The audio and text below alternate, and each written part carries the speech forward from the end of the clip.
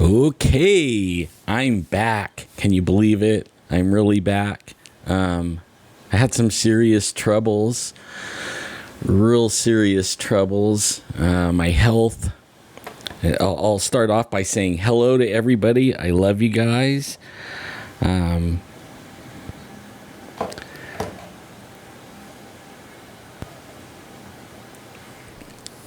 I'm glad to be back. I know it's not a Monday, Wednesday, or a Friday, but I wanted to get back in here, and I started feeling a little bit better today. I had some real serious health issues earlier. I guess let's see, like right before Christmas. I ran out of a certain medication that lubricates the inside of the stents inside my heart, and it was causing heart attacks. So, and I didn't know what it was. At first I was just like feeling not well, all over, and then, I would break out in these sweats and stuff like that. And I totally like forgot about this one medication that lubricates everything. I went looking for it, and I realized I was out of it, and I was out of it for like 3 days. And they say 1 day is like too long, 3 days, and you're really having problems. So then I tried to get the prescription filled, and the pharmacy's saying they're sending it to my doctor, and to get it filled, and then nothing. And I tell them, give me some, loan me some pills so I stay alive. So they gave me a few pills, and then I ran out of those, and still the prescription wasn't filled. Still to this day, it's still not filled. And I've got 3 sets of loaner pills already. I only missed, the first time I missed 4 days, and then the second time I only missed 1 day. And I have 1 left for tomorrow, and I have to go get some more loaner ones, or else have the call the doctor's office and see about getting this thing filled. So then, the heart attack started subsiding as this stuff built up in my system and started lubricating everything. And then I got the flu. And oh man, it was like one thing after another. And then today I'm like feeling better and eating and everything. And then I noticed my throat is scratchy, and my, I'm like sinuses are clogging up. I'm like, no, not another thing. Anyways, I want to say hi to everybody. I see you guys are all getting in here. Cold Warrior and Pam and Brown Dwarf. I love the videos, man. I'm into those videos. I totally am. Gene Paul and Ivy and Mike. Love you guys. Love seeing you guys. That's my health issue, and I'm going to try to be regular. I hope I don't get like really sick now, because I was told by the pharmacist when you start, having the heart problems, then it gets your immune system down. So then that's how come I caught the flu, and then subsequently now what everybody else is getting around the house is the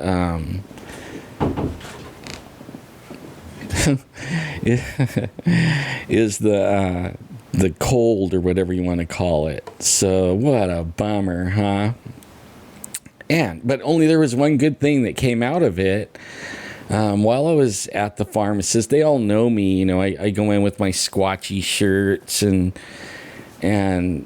they've seen me on TV and stuff. And I never told them. They just when after a while they started telling me, hey, I saw you on TV, or, you're on Finding Bigfoot, or, stuff like that. So they're all,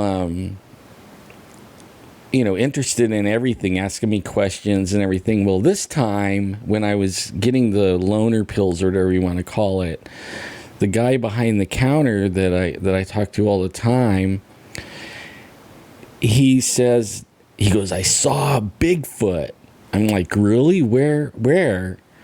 And it was totally not anywhere where I thought there was. I mean, I knew the Bigfoots go down into the Central Valley, like pretty far in, but this is like really far in. Like Jeffrey right now is like combing the Kings River between Pine Flat Dam and probably Reedley, up and down all around. And then this guy tells me that he was way out by Kerman. Like, I know a lot of people don't know where Kerman is, but you could Google it.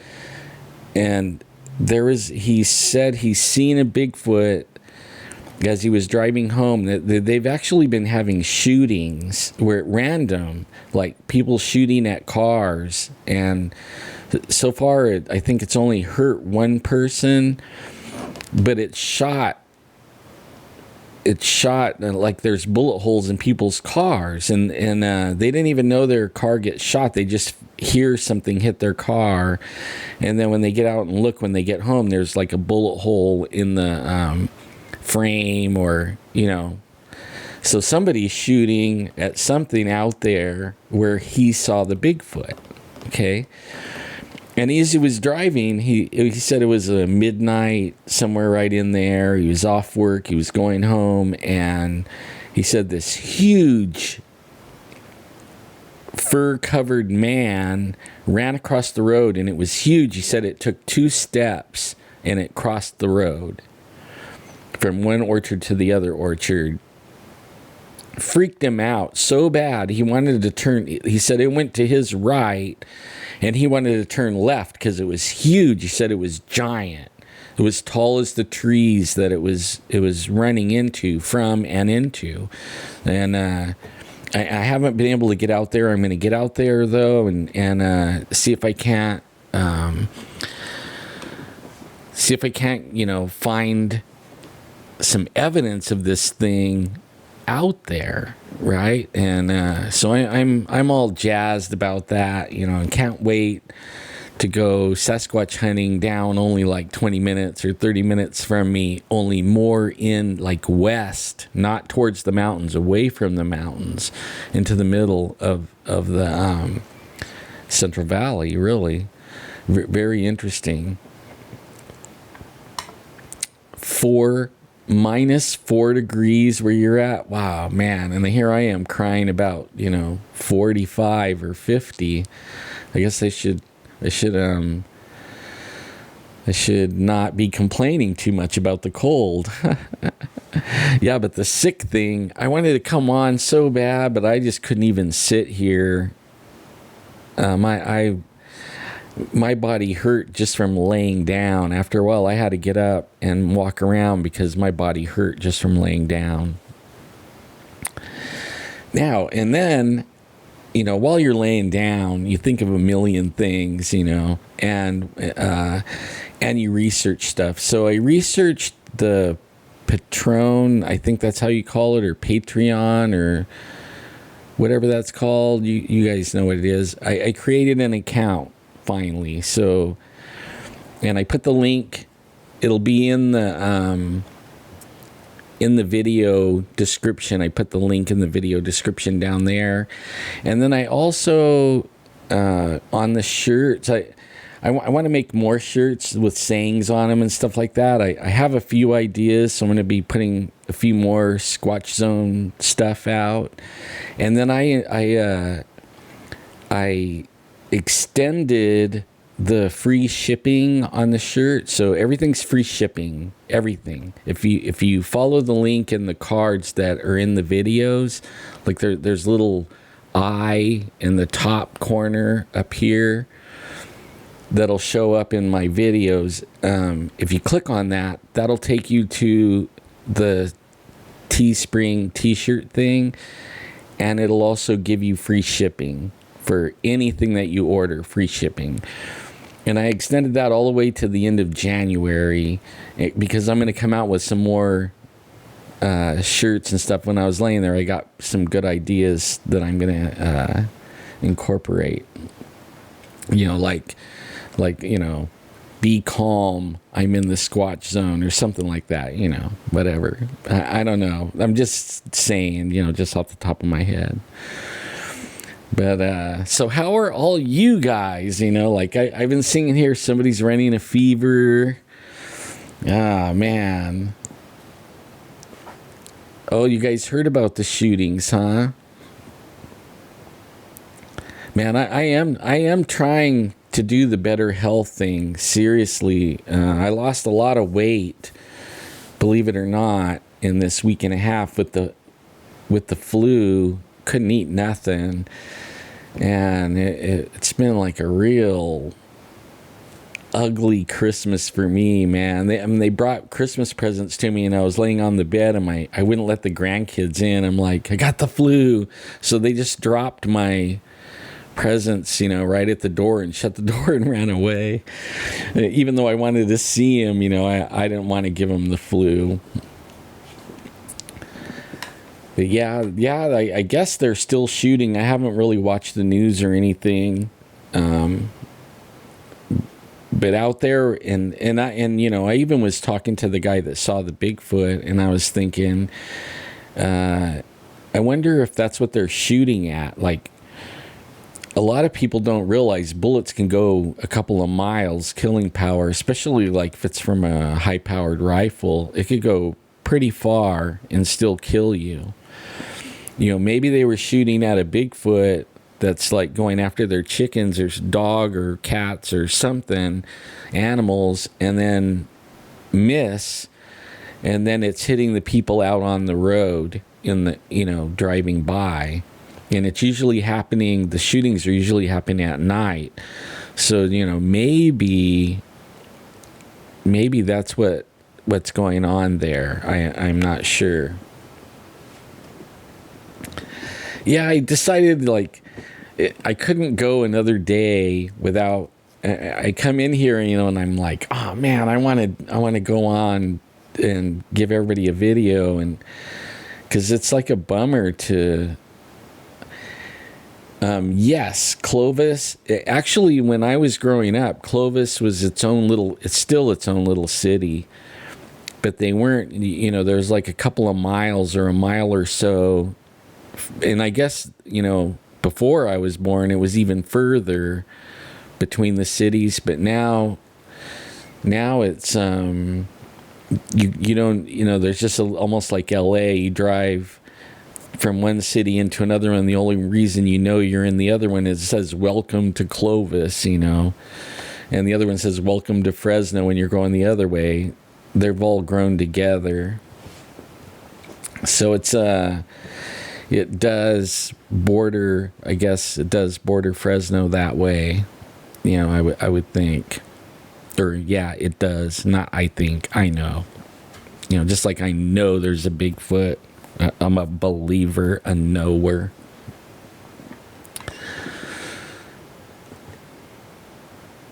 Yeah, that's what my doctor told me too. This flu isn't covered by the flu shot. And I didn't get the flu shot this year. Usually they force me to get one. Oh yeah, and Merry Christmas and Happy New Year to everyone. I hope you all had a really great Christmas. I kind of did. I got a couple of things, and I got to talk to some grandkids, FaceTime. I think that's what you call it. It was pretty good for me, and I hope all of you guys had a really great Christmas. I got like a Harley mug, a Harley Davidson travel mug, and I was joking around and told him now all I need is a Harley with a cup holder, That's it. And I'll be set, 3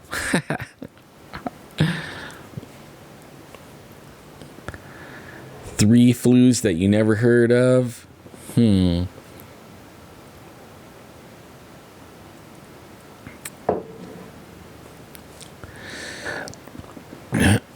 man. The coffee's getting cold. I actually tweaked everything this time. I'm like, I moved everything around. Like you guys could tell, the background's all different behind me. I mean, I did one video with my my son Odie. I wanted everybody to meet him because he's in chat all the time talking, him and Winter, his wife. And because he beat cancer, I mean, that's a huge thing. And he's like a walking miracle. So I wanted everybody to meet him. So that's why I did the show. That, for introduce everyone to Odie. I would love to have some of my other kids on. I heard I have a grandson I haven't met yet. His name is Jackson, and he lives in Indiana with my son and his family. And they tune in to, I guess they don't tune in live, but they listen to the Squatch Zone videos later. And they tell me that when, he'll be all fussy and teething and everything, as soon as they turn on the Squatch Zone video and he hears my voice, he calms right down and listens to the video all the way through until after, and then he starts getting fussy again. I thought that was pretty cool. It's like grandson or grandkid number 20 something. I lost count. And yeah, I seen the Todd Standing movie, the Netflix movie. I thought it was pretty good. I always thought that his videos were real. I didn't voice my opinion that much because I got attacked. You get attacked in. What's weird is in the Bigfoot world, you get attacked by Bigfooters. The very people that want to prove or disprove a Bigfoot. And if somebody comes out and says, like, if they decided that I'm a fake, right? I fake everything and I go out and I research nothing or whatever. Everybody will attack you, and as soon as one person says you're a hoaxer, and then everybody gets on board, and then all of a sudden you're a hoaxer, and it's hard to beat that, that hoaxer thing. So I didn't voice my opinion, but I actually thought the Todd Standing documentary is pretty good. The only thing I didn't like about it, I thought his entry or intro or whatever was a little bit too long, and then he did it a few times in there, going through the creeks and running with his ghillie suit and all that stuff. I thought, I think it was because I do a lot of editing myself, and I used to do a lot even way back in the day. And I think that he didn't have enough, he had this much time to fill, and he only had this much stuff, so he added, intro stuff, running through the creeks and this and that, and a bunch of yappity, that he could have left out, but I don't think he had enough content to fill the whole hour or whatever it is. But the content that he had or has is really good, and what was cool is it was more than what was ever released online that I saw before, So I was really, I like it. I think he's doing a lot to prove that Bigfoot's real. And he really does believe. You can tell he believes like crazy. And so I thought it was really good, and I recommend it to everyone. Yeah, I'm with you, Pam. Sometimes he talks too much, and then sometimes he's in the third person. It's like, you're talking to the camera, like, how come you're talking third person? You be yourself, you know what I mean? Like, be yourself. In fact, I like Utah Sasquatch. What's his name? I watched a lot of his videos too. Only because, here's a guy that didn't know anything about Bigfoot, making fun of everyone, even his own family, calling him, Rio. He's honest about, like, he was one of those that made fun of people, and then he thought, okay, there's sightings all around me, and he went and researched it, and then he found where there might be Bigfoots near him, and then he went out and he found some. He found what he was looking for, and now he's helping other people. I've been doing it a lot longer than him, and I know a lot of the stuff that he's talking about already, but he has come out with some stuff I didn't know or never thought about even. But I'm liking watching him go from, he was totally against if they had any kind of supernatural stuff with them. And, the more he goes out, the more he starts finding, these things, these things that doesn't make any sense. And it might be something other than a blood, like a critter, but I mean, but yeah, Rio, he has some good evidence, mostly like structures, tracks. He has pretty good stuff. I mean, as much or more as anyone else, like when me and Jeffrey were doing things, we got some game camera shots and all kinds of stuff. I have stuff on my computer. I switched with some of the money I earned so far and the donations that you guys gave me towards the new computer. The only thing I could afford so far was a solid state. And it was one of the things my computer really needed badly was a hard drive.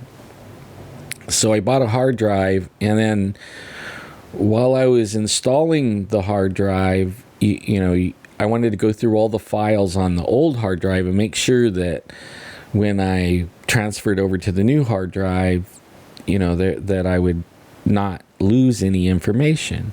So I backed everything up, and then while I was backing it up, I was like going through all these files. I'm like, dang, I got a lot of stuff on mine, and I don't know, if I'm allowed to use it or not. You know what I mean? Like, I have videos and game camera picture captures and footprints that we've got, and I mean all kinds of stuff. But we did it as it was a team, right? It was the Paranormal Central team stuff. So I'm not feeling like I should, start using it. I did notice Jeffrey's coming out with a lot of older stuff now, like old UFO pictures and things like that, because he's going to want to, he's looking for content, his own self. I love, like, Brown Dwarf, you're in a really beautiful area. It reminds me of that when you're doing your videos, it reminds me of a movie. I can't remember the name of the movie, but it was like a little, it was a Disney movie, and it had the little leprechaun dude, and it's like an old forest and stuff. That's what that reminds me of, that movie. I can't remember what the name of the movie is, but I mean, beautiful forest. Looks like Northern California redwoods is where you're at, and I know there's a lot of Bigfoot in there. I'm just waiting for something to growl and jump out at me, while you're walking around. I just have a feeling, like I get a feeling that you're not alone, even when I'm watching your videos. That I think that's so cool. Yeah.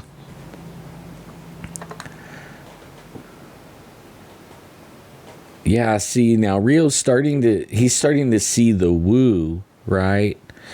And I think that's where he's coming under fire, is now he's starting to talk about the woo a little bit, the lights and the, it's kind of weird when, like, Bigfooting, like when I first started, like in the early 90s, I would say like 91 or 92, somewhere in there. After I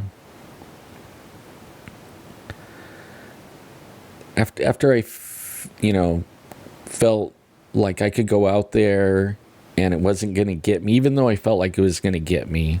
Okay, I just carried a big gun. I used to have a 300 Weatherby Magnum rifle, and that's what I carried, in a 44 Magnum. And so I was ready for anything, like to jump out and get me. And that was my first realization that Bigfoots were not afraid of guns, because I was packing heat and I was letting it be known. You know what I mean? Like, I had it I had everything all over me, and they were not afraid of me at all. So, and then when, going out with cameras, when I went out with Jeffrey, game cameras, they're not afraid of them. They're just good at hiding. They're good at not getting on camera as much. Every once in a while they make a mistake, but they're not afraid of cameras. They're not afraid of guns. But I will tell you what they will run from at night, and that's a bright light. That will send them packing away. And I don't know if it hurts their eyes, or, like, if that hurts more than anything, because I think they see in a broader light spectrum than we do. So and I think they can hear sounds. They're a broader spectrum of sound than we can hear, like higher highs and lower lows. I actually think they can see a broader light spectrum. So, like a good high beam, thing is pretty good. Man, you went out with Bobo. Oh man, I'm like, you guys got to let me know. I want to go out with Bobo. I want to Bigfoot with Bobo.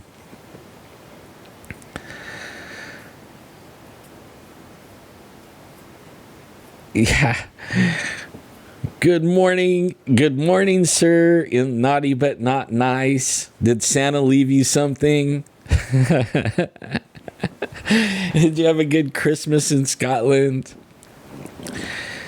Yeah, man. If you guys are up there, maybe I can figure out a way, like this spring, like give me a little bit of leeway time, like, and I could go out there. Bobo's a really good friend of mine. At least I consider him a good friend. I don't know how he feels, but I hung out with him quite a bit. He actually,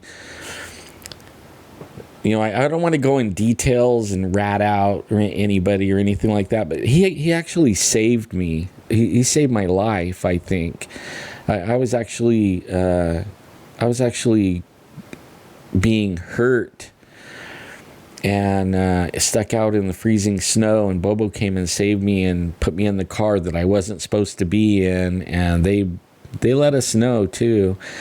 But he heated seats and everything, and he saved me. I was freezing. It was snowing. It was like a couple of feet of snow on the ground, and everybody was huddled in their cars and with the heater on, and they weren't allowing me in. But Bobo come pulling up and got me in the car and warmed me up, and then told everybody to F off, that said I couldn't be in the car. But that's as far as I'm going to go on that one. Just know Bobo, he's like A1 top guy on my list. He really is a cool guy and really smart about Bigfoots. Real smart. Yeah.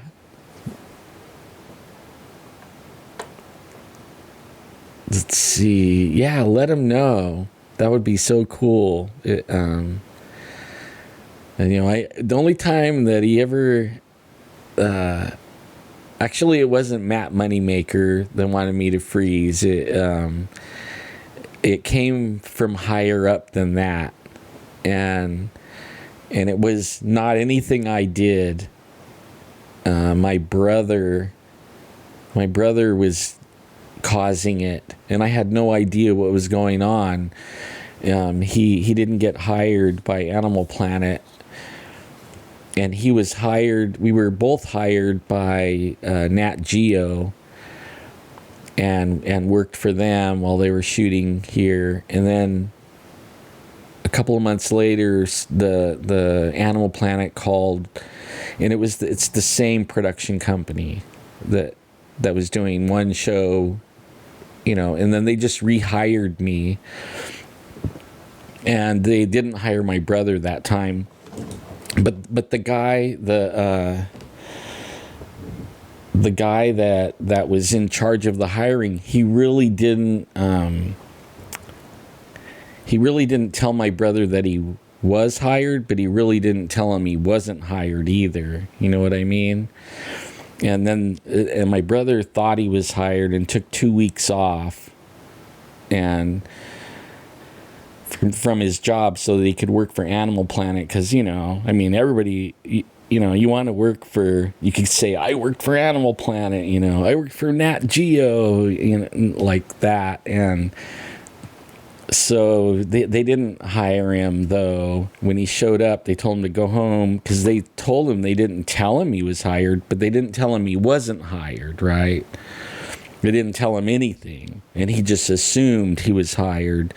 And then he went off and he started calling the Animal Planet executives, and then he didn't get anywhere with them. And so then he called the executives that own Animal Planet, and he went on up the chain, right? Well, the shit rolls downhill. So all these people are getting called on the carpet because my brother's raising a big cane, a stink. And it got all the way back down to the production crew I was working with. And the next thing you know, they thought I was, I was on my phone, checking my Facebook and stuff like that. Well, they thought I was chatting with my brother and planning and doing all this stuff that, nefarious against him. And and it was like almost the last day. Finally, when they finally, all they had to do is just sit me down. When they first heard about it, all they had to do was sit me down and talk to me, and they would have realized, I wasn't doing any of whatever was going on. I still don't really know what was going on, what happened or anything. All I know is I was getting punished for what my brother was doing.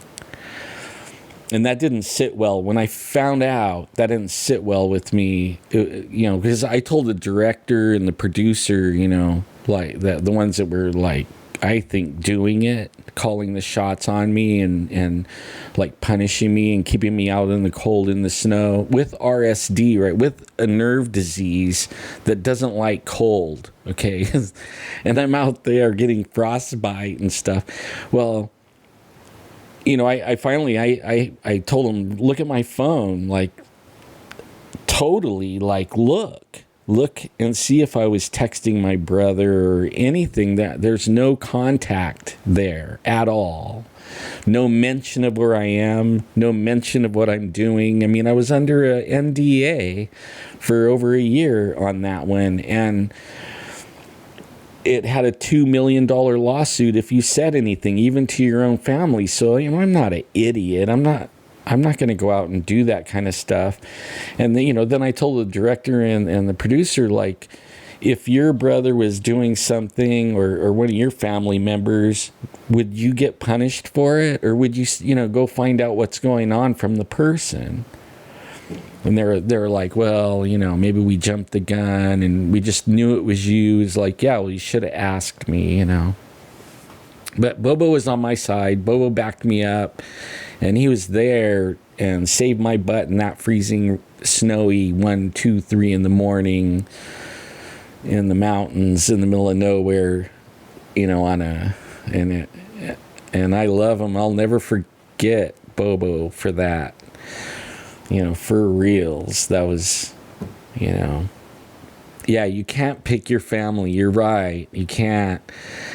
And, out of like, the whole thing I learned, like, I was like too easy. Like they were, I could have pushed my weight around a little bit or said something, but only I didn't want to rock the boat. Like I didn't want to mess up what they were doing. I didn't know. I thought that I did something wrong. I really did. And I couldn't think of anything that I did though, but But yeah, man, if he ever needs anything, I know he doesn't, but if he ever does, I'm there for him too, 1,000%, 1,010%. He's like one of the, he created a really good memory for me. And then what really made me happy about some of the things that we did was before the crew showed up, me and the producer went down to the Thule reservation, and I fought hard to get the crew in to videotape the painted rock. And, to Bobo and Cliff Brackman and even Matt Moneymaker, that was like, that's Mecca for a Bigfooter, to be able to stand in front of a rock that has a painting of a Bigfoot that's 1,000 years old painted on there, and not just one Bigfoot, but a whole family of them, and one of them's crying even. I don't know what that's all about. Still don't.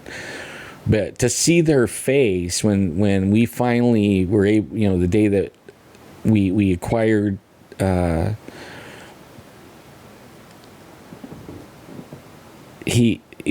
when we acquired the permission, and then we set the time and everything, and then to see Bobo and Cliff Brackman's face when they we went through the little ritual that you do, with the tobacco and the smudge and everything before you even can go see the rock.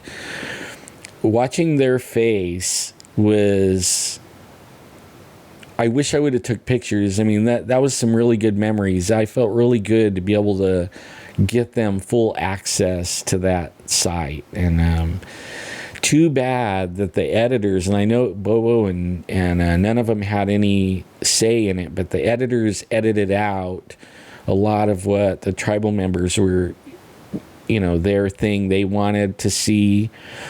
And they edited it all out, and didn't give the tribal members very much time, face time or air time. They had their 15 seconds of fame, but they had a whole ritual story and everything that they were telling that I think should have been on there. But again, they didn't have, they do 3 segments or 3 stories or whatever, and there wasn't time for all that. But they should have made time for that, maybe cut another segment out and made it all the Thule thing, because it's such a big deal. I don't think the editors realize how big of a deal, but it was such a big deal of them not doing it. Now you cannot, since that time, no production company can come in with a camera and go in there and take pictures of the rock. In fact, no one could go in there right now. It's all locked down without.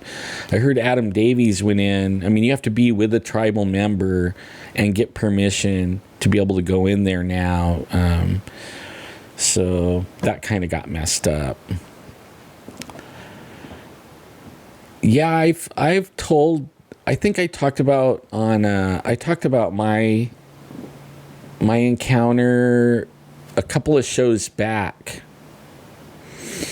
Yeah, and I even talked about my teacher in the 411 book, and you just have to go back and watch the videos that I put out. I may be able to take you to see the Rock Ito.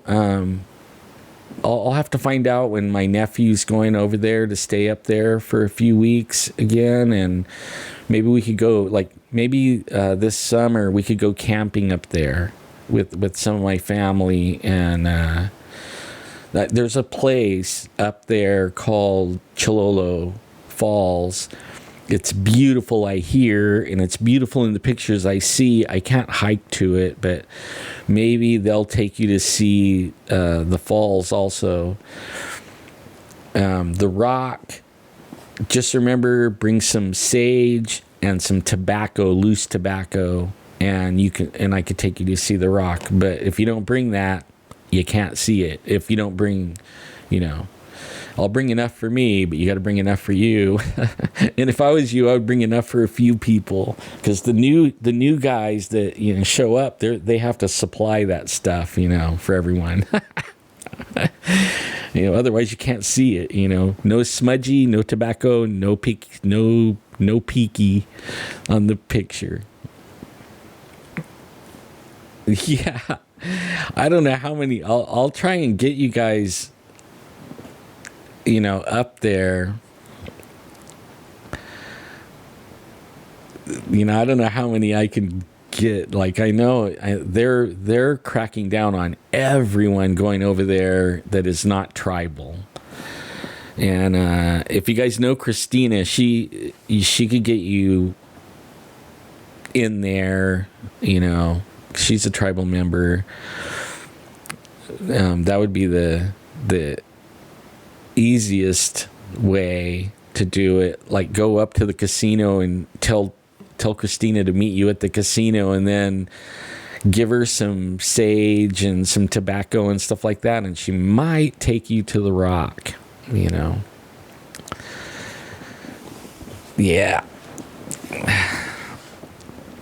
A 5-pound bag. I'm gonna ask her now that I have the phone and everything. In fact, I got the phone all ready to go tonight too. I didn't expect to be like on too long. I wanted to come on and let everybody know I was alive, mostly, because I was even worried about myself there for a minute. I was supposed to go on a show.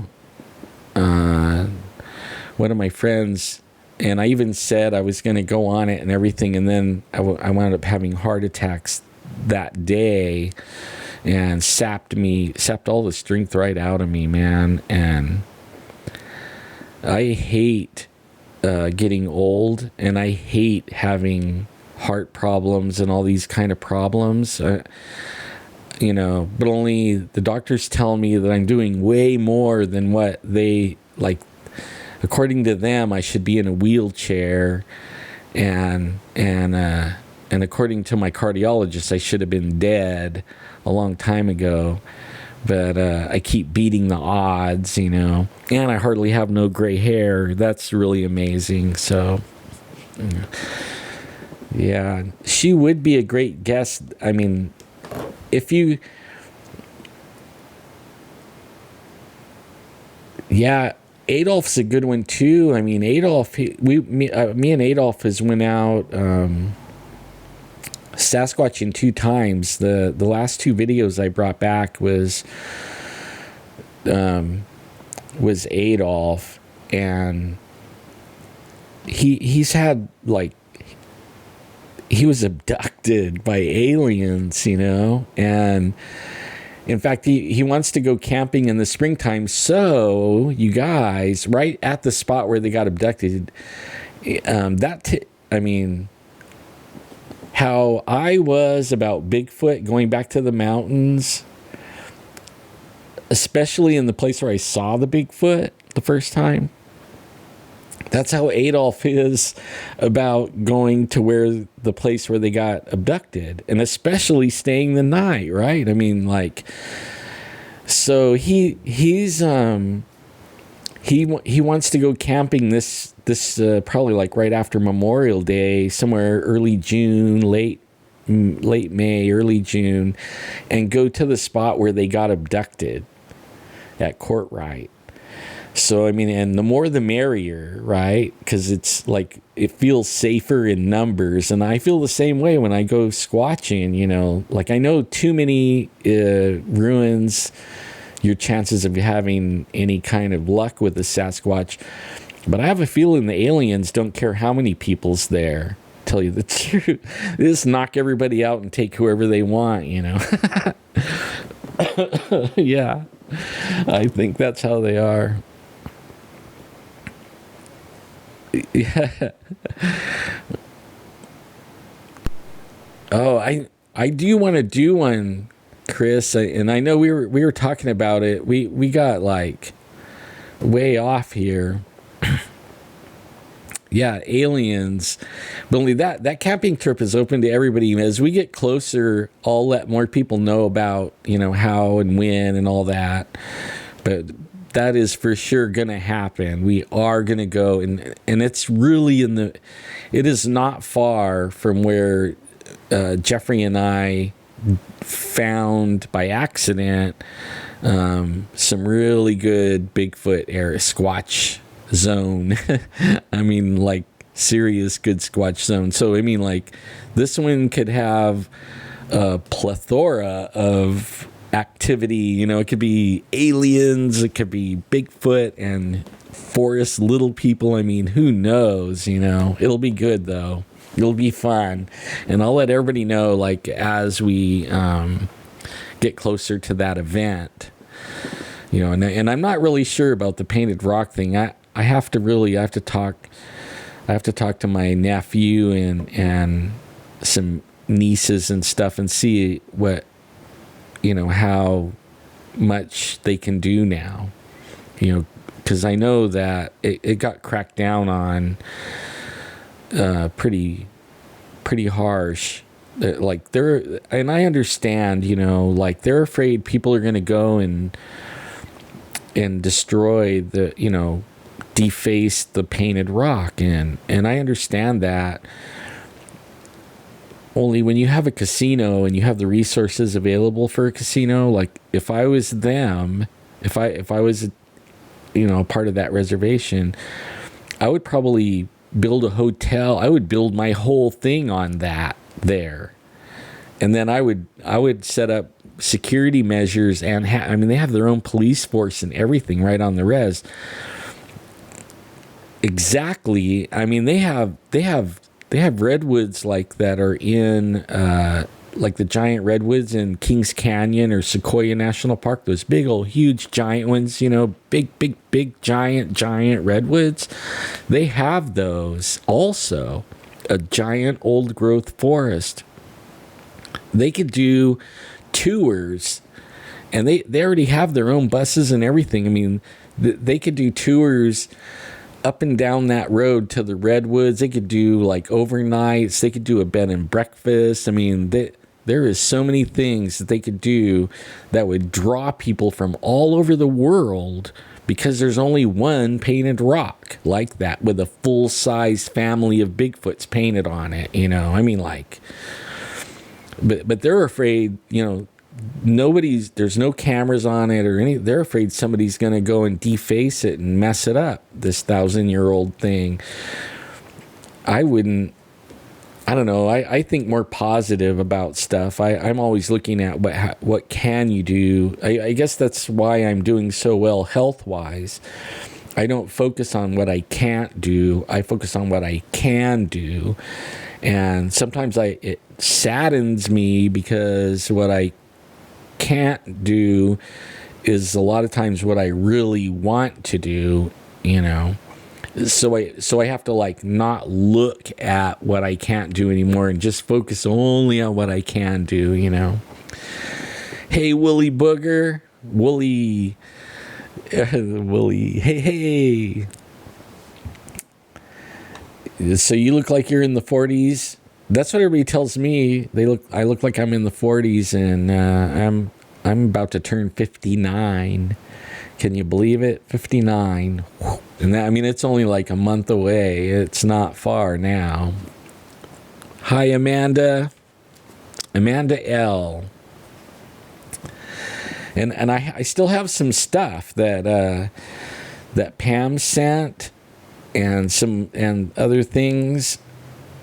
Right now they're being flattened, and I'm going to frame them in some poster frames, and then I'll have some more stuff to sell. And I'm going to give you guys all a shot at it. If you guys don't want it, I'll put it on eBay and do that. And then I set up the Patreon account.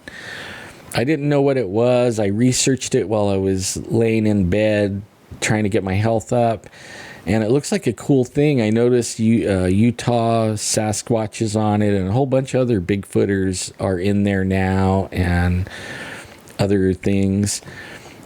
You want to make that camp out? I'll be telling everybody in a few months, we'll be nailing that one down. Yeah, Michigan, freezing, Michigan. How's it going, Jerry and Dayanara? Is that? Am I saying that right? Am I like butchering your name? I'm sorry. Yeah, actually, I for the ones coming in, I ran out of Plavix. I don't know if you guys know what that is. I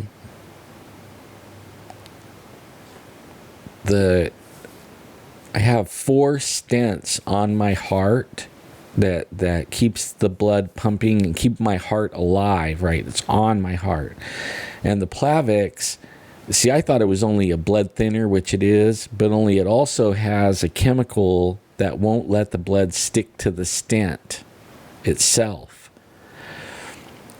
So, I mean, I can't live without it. Even if my blood is thin, if I don't have that little chemical, the blood will stick to the stent and block the arteries, and I start having heart attacks. And that's exactly what happened. I ran out of Plavix, didn't even realize it really. I take like 20 pills a day, you know, some of them 3 times a day, some of them 2 times a day, some of them 1 times a day. So I didn't realize I was out of Plavix until 3 days, and I started having heart attacks. And at first I started feeling like not well, you know, like, and then I started having heart attacks, and it was like, I wasn't stressing or anything. Couldn't figure out why I was having heart attacks. And that's when they realized I didn't have the Plavix. And so, and I'm getting loaners from the pharmacy still. The doctor hasn't prescribed it yet. You know, went ahead and re-upped the prescription. So I'm on my 3rd round of loaner pills still, and yeah, it was like right before Christmas it was Tuesday or Thursday. I started having them on Wednesday and Thursday, and Friday is when I was able to get more Plavix, and it took almost 24 hours for the Plavix to start working, you know, and clear everything again. So I didn't start feeling better until like Friday night. And then I caught the flu. On Saturday, I woke up and I had the flu, and I couldn't hold anything down, and oh man, it was like, and I'm just now today I started feeling better from the flu, and I was sitting here right before I go on, and I'm feeling like this scratchy sore throat and everything, and I talked to my doctor, and he said that like when your heart has problems, it brings your immunity down. So my immunity must have been bottoming out, so I caught everything that was floating around this week, and I'll try not to ever do that again, you know. Christmas was rough. Yeah.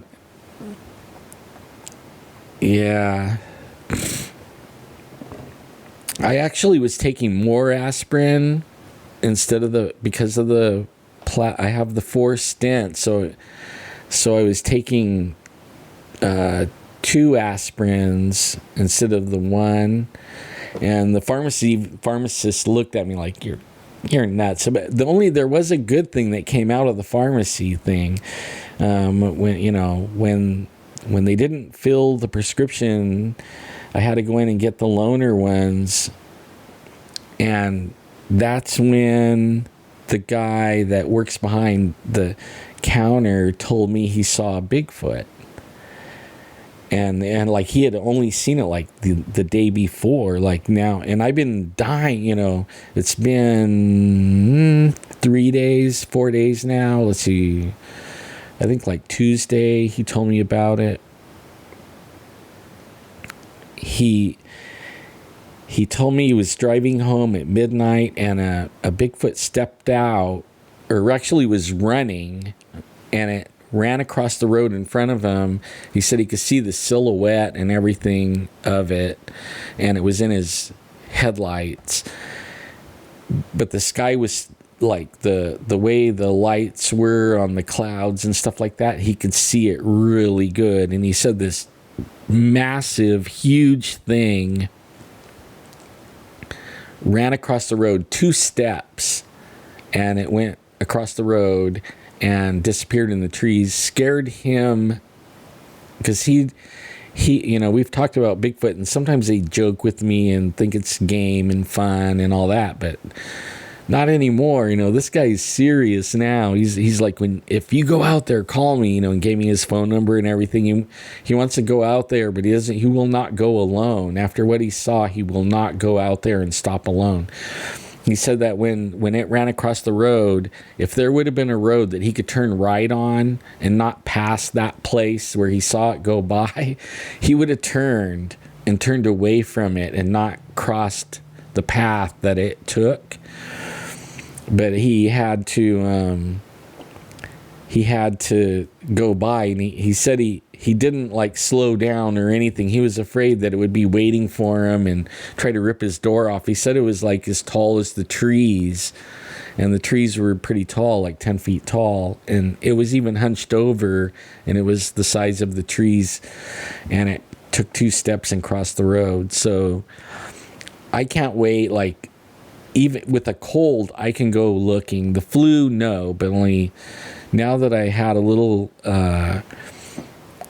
He saw it around Belmont and Dickinson, out by Kerman. And I'm not going to give up the exact location, because I know somebody that might be listening to me, and they'll run out there and take credit for it before I can, and I don't want him to do that, because he's all into I would share it with him if he shares with me, but so far he's not sharing anymore, so I'm not sharing with him anymore. I think it's stupid. The whole thing is stupid, but that is what it is, I guess, But I'm not going to share the exact location, because I know he'll run out there and he'll try to trump me on it, or get it, do things, it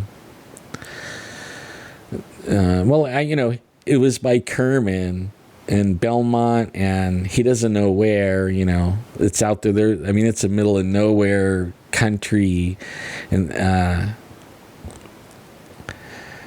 if he runs out there and get 411. Yeah. I've been keeping up on his live videos where he's been going, and I haven't really seen much, evidence or anything. I know they're there, though, because I know the same people he knows where he's going. Maybe there's a couple of new ones that he's met that I don't know now, but most everybody over there I know, and some of them I've known for years and years, and actually been getting reports of Bigfoot over there in that area along the Kings River for a long time. But only he never was interested until he could, I guess, run out there and talk to people, I guess. I don't know.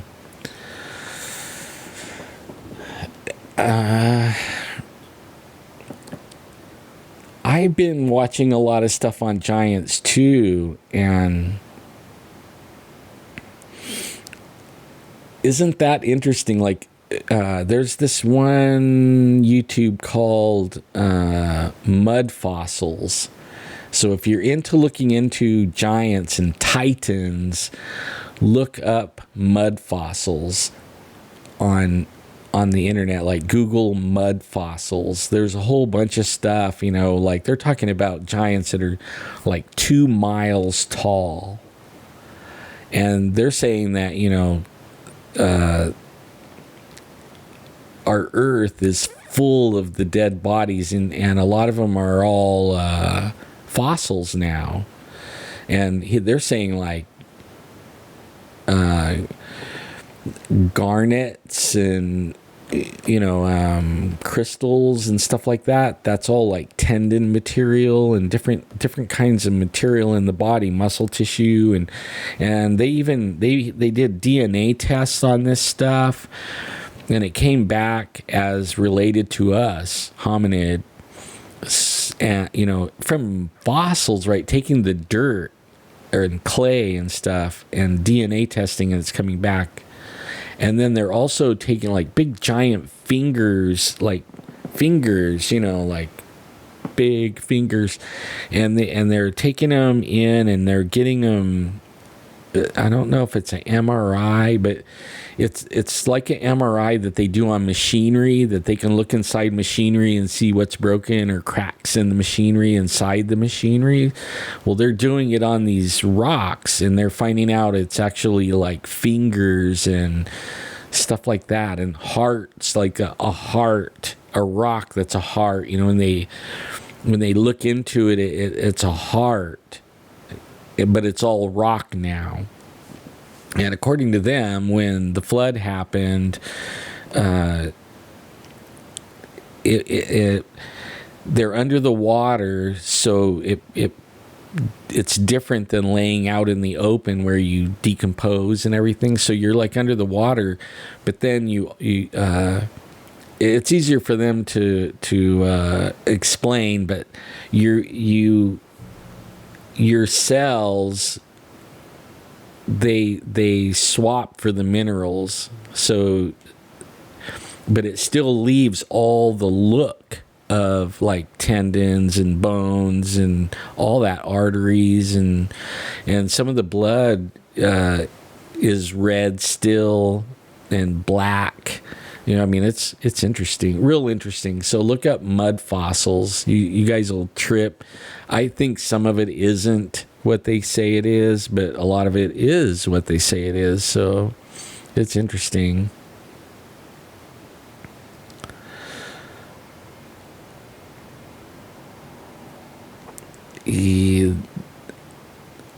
Yeah, I was just talking with right before I started having heart attacks, like the day before. I was talking to one of my friends, and he's one of the guys that killed the giant in Kandahar, the Kandahar giant. He's a friend of mine, a real good friend, and he's one of the ones that shot the giant in the face, and I guess they all were shooting the giant in the face, and that's how they killed it. But he said there's a lot we don't know still that the government is doing behind the scenes. He's telling me though, like he's telling me like he's more into what's going on with the Trump thing right now. There actually is, like, according to him, a battle going on, the deep state against the good guys, right? So there's like two governments, and they're fighting right now behind the scenes, and he says it's going to break out into the open, and all this is all going to be made to be in the light here real soon. And he's excited because he thinks the good guys are winning, and I tend to think so myself, but we talked about the giant thing, and he says that there's a lot that the government knows they're not telling people about. And why are they still over there? It isn't about the oil, it's about technology is why they're there. That's why we're still over there, is technology.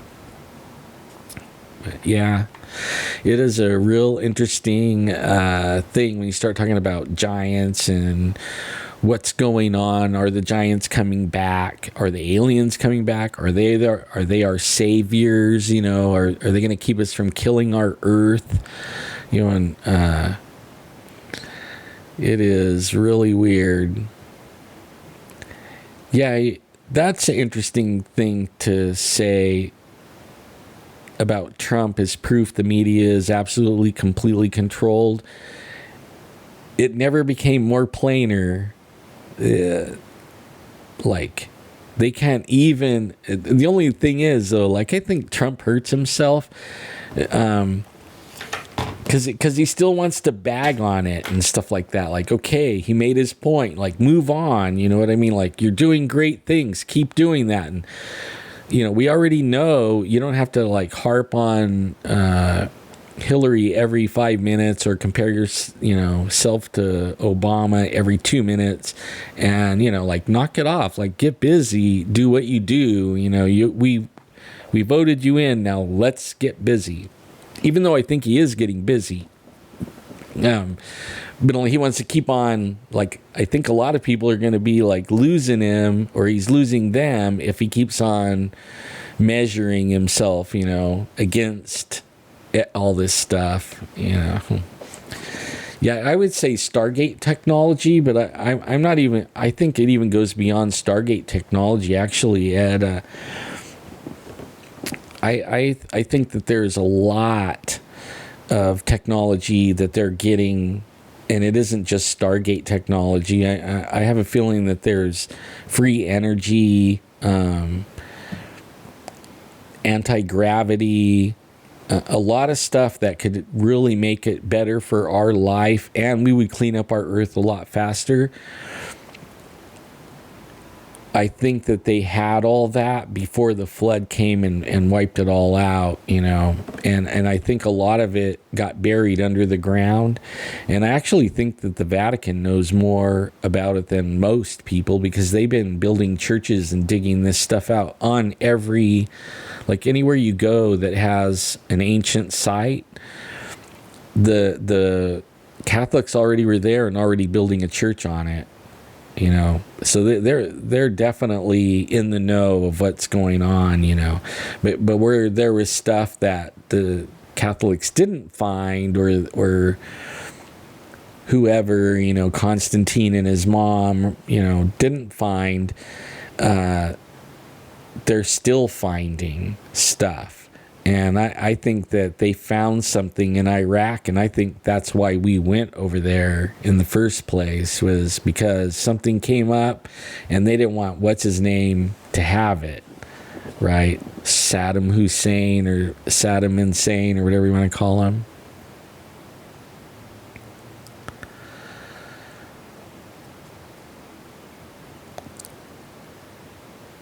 The Bigfoots aren't bad. I just think it is because they weren't hungry enough, man.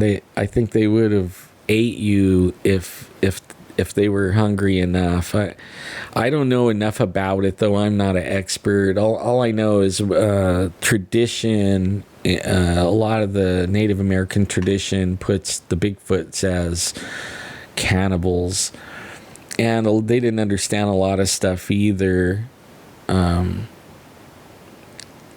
So it became supernatural, you know what I mean? But hey, the portal stuff, there's something to it, and there's something to that. And then somebody just sent me, it was Steve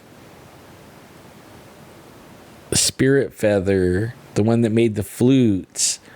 He sent me a video of these guys that they had a revelation, or they came to a revelation about the Bigfoots and triangles. You know how we always find the X's or triangles or teepee things in the woods, and these guys figured out that they started measuring it and find that they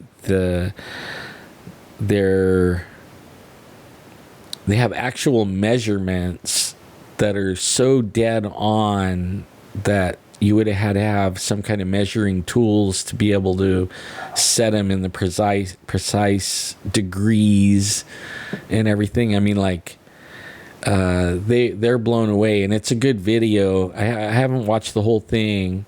I got called away from the computer, but it's interesting that the Bigfoots are putting together triangles that measure, that are compared and equal to the measurement of the star system, or the system, the Orion system. There's a triangle pattern, and they're matching it like exactly, the measurements and the angles and everything in the woods, and they're doing more on that. They're I guess they're just like developing this idea, and it's interesting, really interesting, I think. CERN is a really big deal, and I'll tell you why. The money they spent on CERN, and they're not the only hadron collider in the world. They're the biggest one, but they're not the only one. I've done a lot of research on that, and me and Jeff used to talk about it every so often. And I even had one of the scientists emailing me for a while, arguing with me about, like, he was saying that I didn't know what I was talking about when I started talking about CERN. See, and I'm talking about it as a portal, or what, like what lives under it. God put a fallen angel under CERN, or they built CERN right over Apollyon. Okay, right over Apollyon, Apollo, one of the fallen angels, one of the titans, even, like a Nephilim or a fallen angel, and he's down under there. And it's actually like, I guess Satan is, like the worst, one of the worst is down under there, that they locked under the ground, and they built CERN right on top of it. And he was trying to say that isn't what they were doing, right? He was trying to say they're just looking for the Higgs boson particle, and also other dimensions, right? Well, if they're looking at other dimensions, what do you think that thing is down under there? It's something interdimensional, but it's locked down under the earth. Like, if it was like a regular biological entity, it would die under there. Especially like how many thousands of years it's been locked under there. It will be released at some point. In Revelations, it talks about it. Yeah, they found the Higgs. They found it. Well, it's because now they want to open the Stargate. They want to open this portal that lets these things through, the things they worship. Okay, they worship these things. He said they don't. But you could go on their own website, and you could see the videos they put out of them doing these weird dances with the Shiva and all this stuff. Tell me they don't worship that stuff. They worship it. The main ones in the know, okay? The main ones in the know that's what they're doing, okay? The scientists that are just there because they're believing that's what they're doing, when all they are is like serfs, or kind of like, like tools, right? They're just a tool. So these guys are using them to unlock this thing, telling them that they're looking for particles or something, and really that's not what they're there for. And I could, finally me and the guy quit arguing, because we agreed to disagree on that, on what I think they're really doing and what he says they're really doing,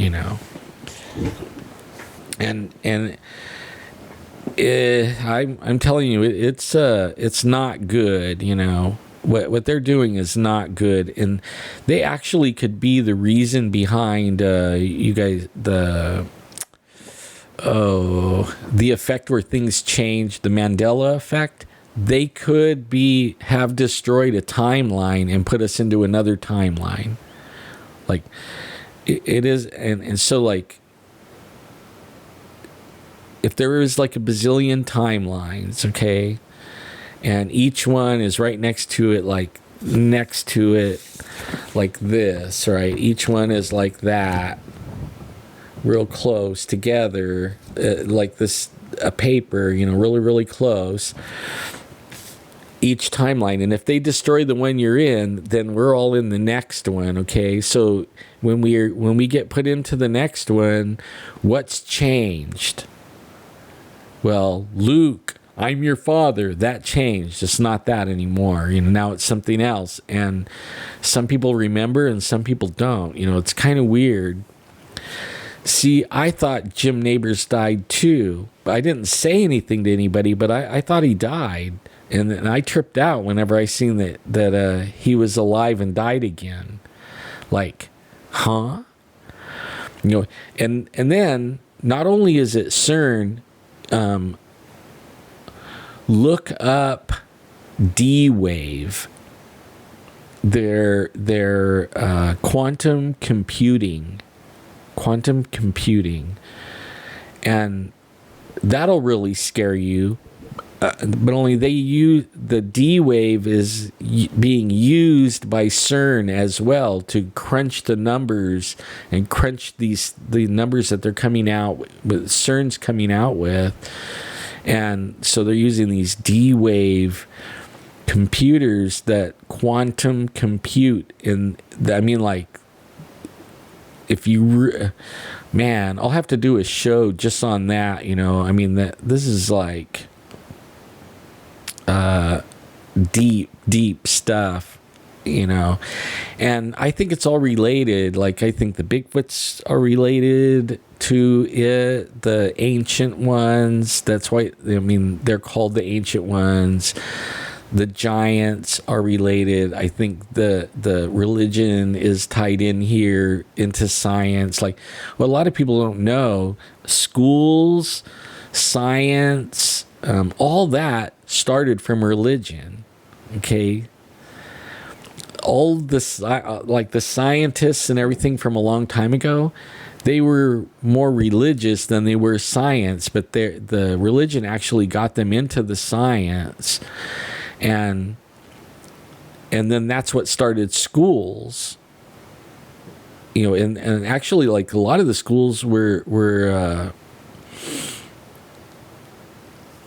like catechism schools, teaching people how to read so they could read the Bible. I mean, that's what it started out as. I mean, that's why, like, when you go all these colleges and stuff like that, they're all based on, they were all based like on religion stuff, but we've totally got away from that, totally. Like, tonight I put, like, when you're sick, you can't do anything, you watch a lot of videos and then you go down a lot of rabbit holes. You know what I mean? Like, I love going down rabbit holes, like,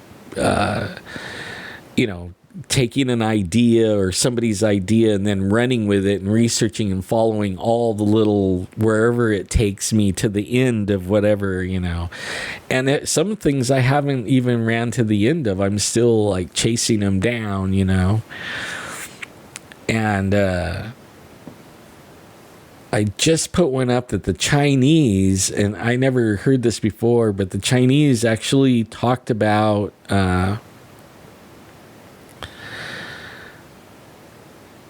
they had recorded Jesus, his birth, his death.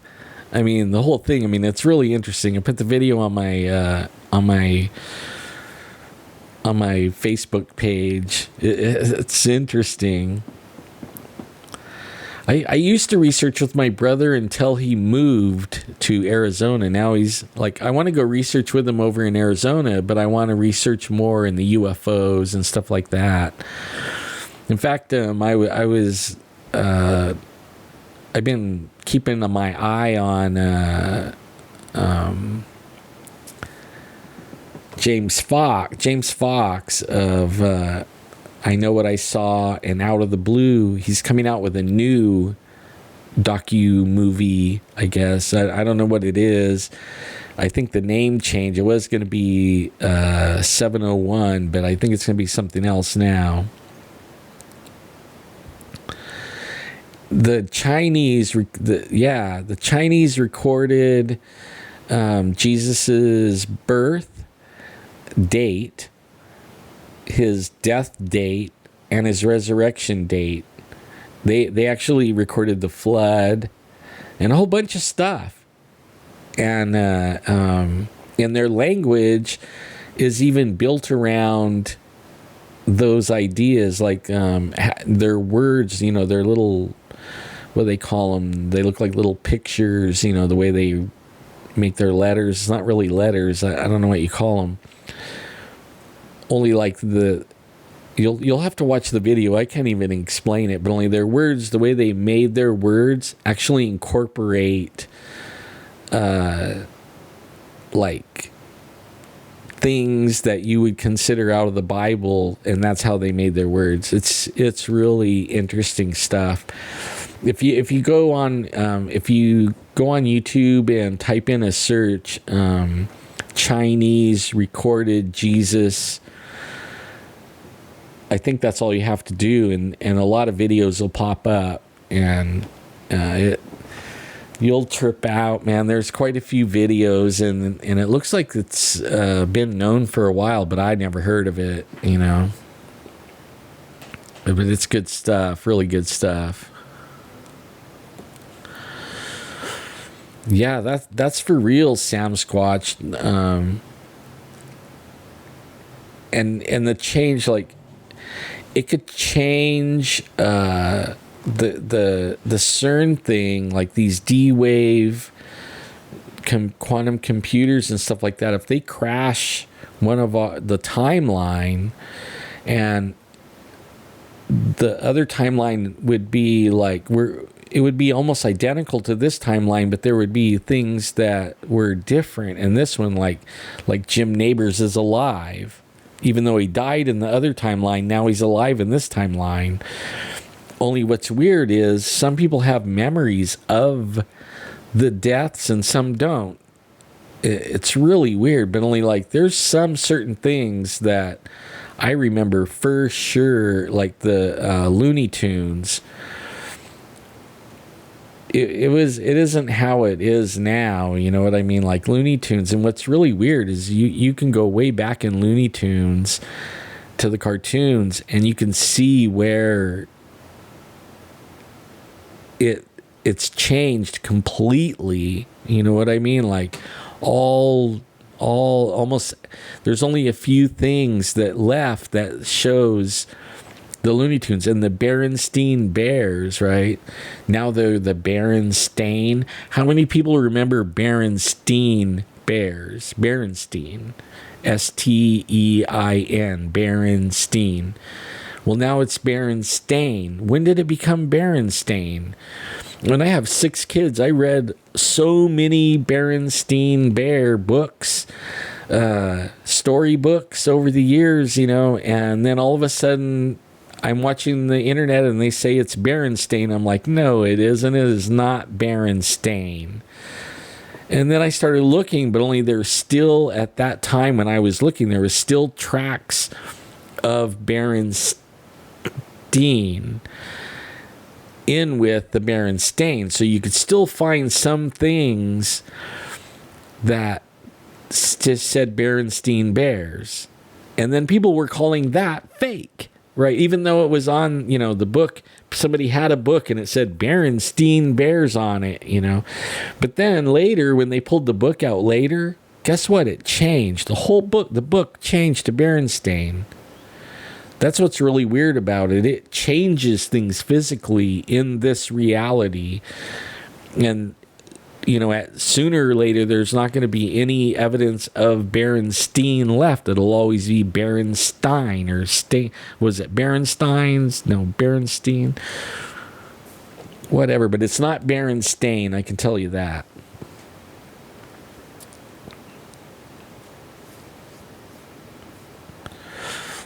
I didn't do the Rugrats. I think my kids are like too old for them. It was Turtles, the Ninja Turtles, for my kids, and Thundercats.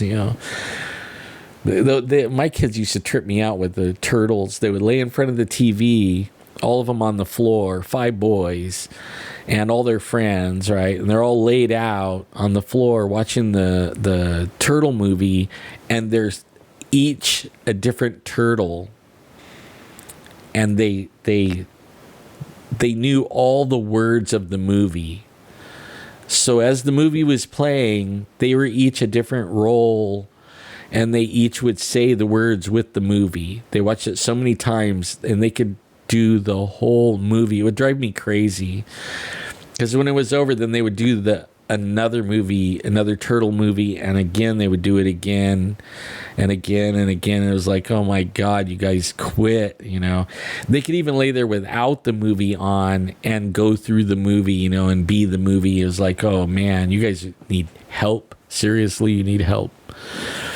I remember the Sinbad Shazam movie. In fact, my boys, we talked about that.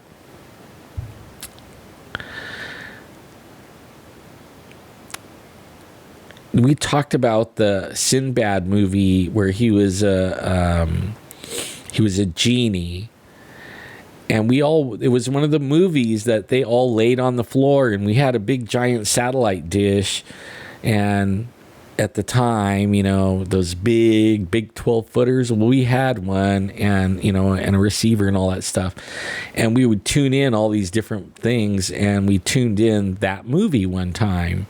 And we all watched the movie.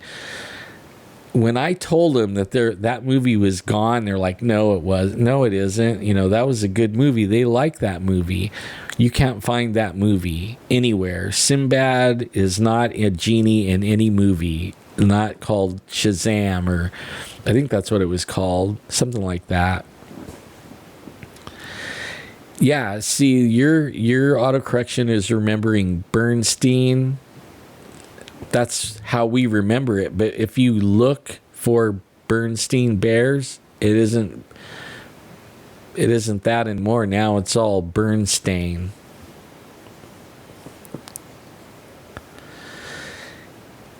Yeah, Shaq did a movie also where he was a genie, but it was called something else. And we watched that movie too, but it was actually put out after the Sinbad movie. Sinbad made his movie a few years, like in 93 or 4, something like that. And I think that they came up with the idea with Shaq being a genie from the Sinbad movie, actually. But there ain't no Sinbad movie anymore.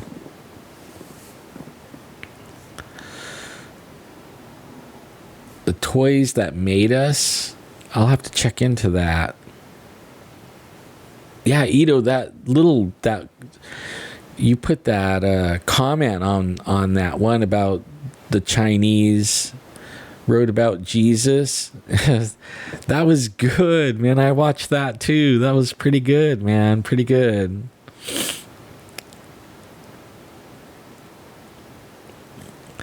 Yeah, Shazam. I think that Shazam is the that's the Shaq movie. I can't remember what the Sinbad one was. You might be able to type it in, put Sinbad movie Mandela effect, and somebody will tell you what the name of it was. I knew 2 years ago, but only I can't remember now. Yeah, I can't remember.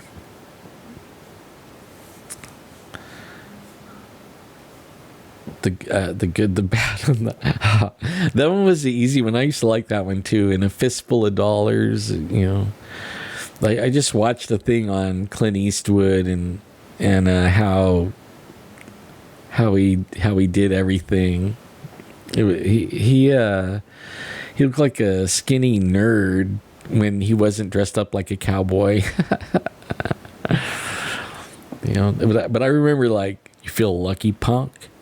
That was my favorite thing, man. I went to all the the theaters and watched all those movies.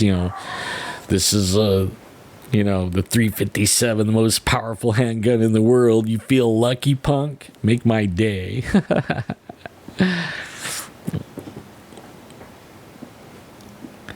Yeah, you know what? I read where people actually asked him in interviews if he ever played a genie. He was like, nope.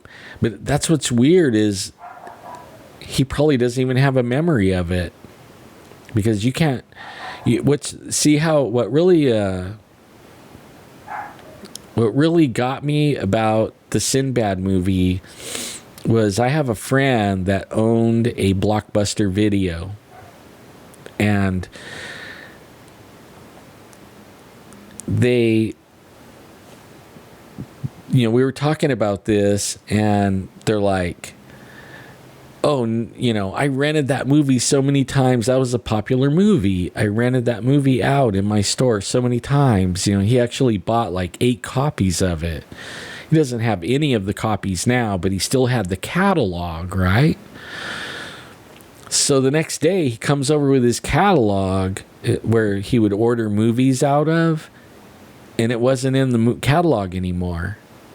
The actual Sinbad movie was not in the catalog that he ordered it out of. It wasn't in it. It wasn't listed in the catalog. Blew us away. I mean, we went through that catalog like 5 times, and we just knew we were missing it, but it was not in the catalog.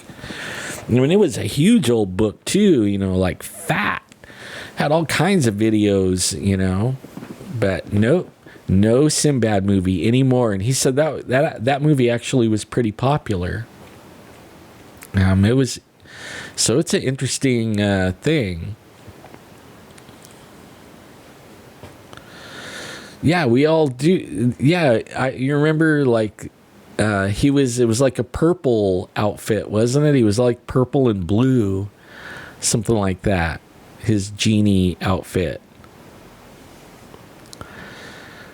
I'm pretty sure it was like purple and blue, and Shaq's was gold. Gold.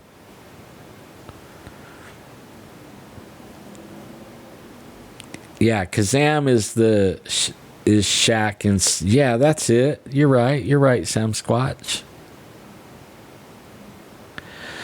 My fish are doing well. I actually need to get rid of the Plecostomus again. Like 6 or 8 months ago, I put him in. He was this big. Now he's this big. I'll do a video of him tonight. I got to change a light bulb, and I'll do a video of it. I don't know why that. It says sometimes it doesn't want to show people's. I notice if you try to comment too fast, it says your comment is spam, or if it has I tried to turn all the filters off, but I didn't get all of them. So if you comment and it gets by me, nobody will see it but me. But only if I see it and I catch it, I'll click unhide or show or whatever. See, that's what I think. I think he actually doesn't have a memory of it. Like, what if we all died? What if everybody died in that dimension, and then now we're all alive? I mean, it's hard to wrap your mind around these kind of things. Like, I was telling, me and my kids were talking about it, and they were saying, like, well, when did it happen? Like, wouldn't we know? Wouldn't we know when it happened? Like, wouldn't there be some kind of something happen that we would feel or whatever, and we would know when it happened? And I told them, well, what about you guys? This is what I told them. Have you ever been like driving or walking or even just sitting somewhere, and all of a sudden everything goes, You know what I mean? Like, just everything kind of goes, your brain, everything kind of. What if everybody did that all at the same time and we don't think anything of it, and that's when it happened, right? What if that's when it happened? And I don't care about your spelling. Oh, on the chat thing, I try to save the chats, right? The chat only saves for an hour. So now I'm an hour and a half in. I already have lost 35 minutes of the chat. And I haven't figured out, I don't know why that YouTube doesn't let us save the entire chat, but they don't. So like I was thinking about if there was a way to copy it and then copy it again and then copy it again, I could copy right now and then a little while later I can copy it again and then just splice it. But I don't have anywhere to paste the copy part. If you put it in a note or a WordPad or something like that, it messes it up where when you put it into the comment, it's all messed up.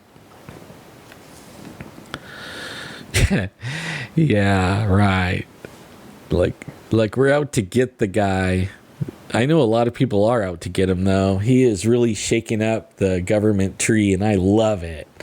Might not love Trump very much, but I love what he's doing, man. I actually have been wanting, and I didn't care if it was Trump.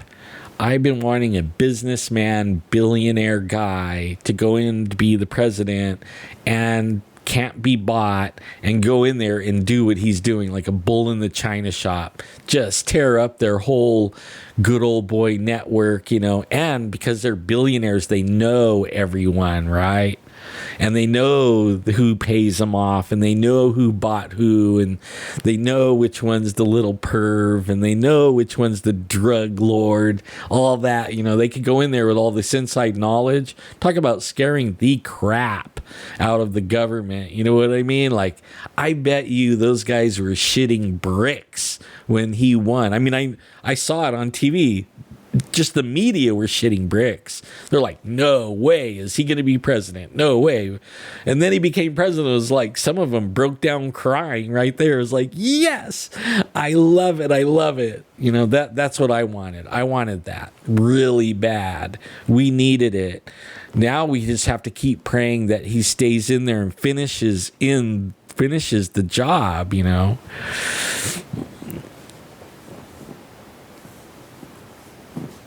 I got some slaps for me. I want them. You know what? Email me. Send me an email, and I'll send you my address through the emails. How's that? That sounds good.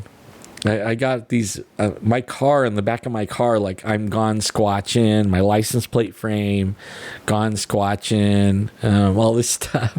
I get the looks and the stares, man, when people go up to a light at my car. It's for, they love reading all the squatchy stuff. I have one that says Paranormal Central, and I kind of want to leave it on there. I want to stay on Jeff's team and be part of Jeff's team. I like Jeff, right?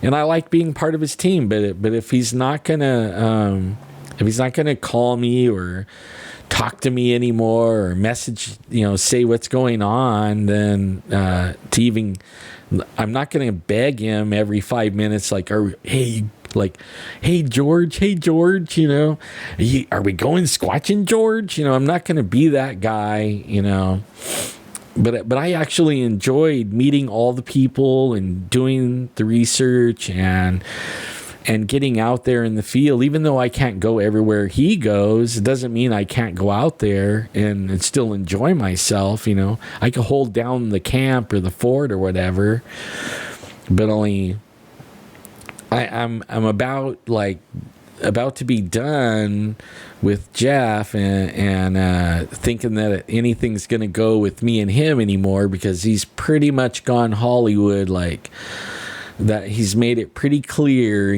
that everything has to go Hollywood.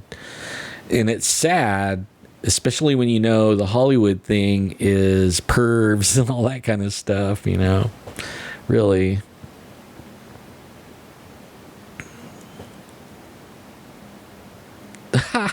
Oh man, that is good. That's a good one. Killed by Bigfoot. Yeah. Yeah, that's what. See, I like. I robbed mine. I need somebody to draw one for me. Like I can't draw worth a, and I don't have Adobe Photoshop or anything like that. And I want to make some more T-shirts and stuff like that. I've got one recently with a Bigfoot on it. I just put it up and I got free shipping on my T-shirts right now. So everything that I have so far, like Team Squatch Zone and all that, all of it is free shipping. All the mugs, the women's shirts, the hoodies, all that stuff is all free shipping right now. And I have like 3 or 4 different patterns. I'm a little bit worried about the eyes on the shirt though, because somebody might say they drew it and I'm copywriting them, you know. I had so much problems with copyright thing with YouTube. I'm copyright gun shy, you know.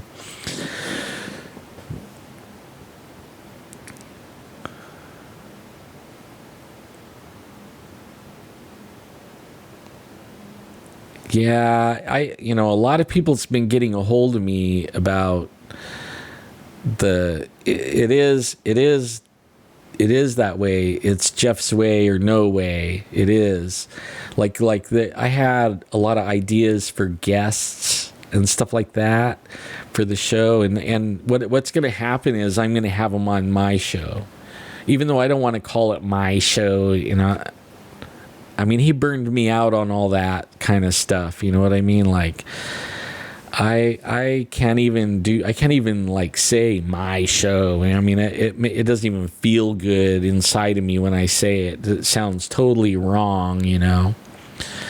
I almost want to be the antithesis of whatever Jeff was. I want to be the complete opposite of that, you know, because I don't want to be Hollywood and stuff like that. Even though, like, if Animal Planet wants to call me, or any show wants to have me on, or somebody wants to have me guest speak somewhere, I am totally open for that kind of stuff, because I enjoy getting in front of crowds. And, like, not to like blow my horn or anything, but just to show that I am comfortable in front of large crowds, and a lot of people aren't. It's something you have to learn. For 7 years before Jeff, in my old life, when I worked for the casino and I had my worm farm, I was a guest speaker in the retail and marketing classes at a university and a state college, every semester for 7 years. And I would go in there and there would be like 150 people to 500 people, depending, you know. And I would give a 50-minute or sometimes 2 hours or 3 hours. Like when it got on I would talk about the casino marketing, and then when it got to the earthworms, oh man, sometimes, that would go for like 2 hours. They had the professor had to come in and save me because nobody wanted me to leave. They want to like tap my brain on everything worm. And I would always I did everything like shit, worm shit. The worms eat shit. Like I fed them horse shit. And then the worms would eat the shit, and then they would make their shit, and it was the good shit, right? So you feed them the good shit, and then you put the good shit on your plants, and your plants grow like crazy. I mean, like within 3 weeks within days, really, of putting worm castings on your plants, within days, you'll start seeing new growth that you never saw before. And within a few weeks, your plant won't look the same. It won't be the same plant that you had. It will be a huge, like, the leaves, like maybe they were this big always, ever since you had your plant, like pothos. Look that up. That kind of a plant. It's like a vining, creeping plant. the pothos would have little leaves like this, multicolored from yellow to green, and they would take off, and some of the leaves would be getting this big. I mean, it would grow to unimaginable. It would grow to unimaginable sizes, and I would come in with all this stuff, But I'm off track. I went down a rabbit hole again, or rabbit trail, whatever. What I wanted to say was that I can do the speaking, like I can go in front of a crowd and give a good presentation and have a good time with everyone, and I always got called back, always. I did one at the Paracon in Virginia City one year, and I mean, it wasn't a big crowd, it was only like 30 people, but it was pretty fun, and I know so many different topics, aliens and giants and abductions and Bigfoot and all this stuff, ghosts and demonism, all this stuff, worm poo. I mean, I could talk about just about anything. It's kind of cool. The kid who played the keyboard got fired. Actually, he got an ultimatum. He lost his job. He lost his girlfriend, and his engine blew up all on the same day, on the day of the show. And he called Jeff and said, "Man, I can't make it to the show tonight. My car blew up. I lost my job. Like, I'm not in it. I'm not going." And then Jeff told him to suck it up, Buttercup, and if you don't show up, you're gone. And it made the kid mad. He's like, what are you talking about? So he didn't show up, and that was it. He didn't show up, so he was fired. Yeah, fired for not showing up. And I feel sorry for him, because he was actually, what's really weird to me is he was the perfect fit for what Jeff wanted musically. Jeff's been looking and looking and looking to find that guy, And then when that guy has a bunch of problems, instead of helping him overcome some of those problems, it was like, suck it up, Buttercup. Like, what? You're like, really? I feel bad for him. Yeah, he's actually doing really well. She quit. That was Emerald. She actually quit. He was pushing her. She was just doing it for fun and not like a job. And it was the same kind of deal, I'm not showing up this Sunday. And she did it a few times, and then, he finally told her, you have to be there every day or every time there's a show, or else, I can't use you, because the people in Hollywood are watching, right? And that's actually what happened to me. They're watching. I'm handicapped, I'm disabled, I get sick and stuff like that. So I couldn't be a part of it anymore, because Hollywood and the producers and all that, they're watching, and I'm not good enough anymore to be sitting there, and because Hollywood doesn't want people like me to be on shows, It was like, okay.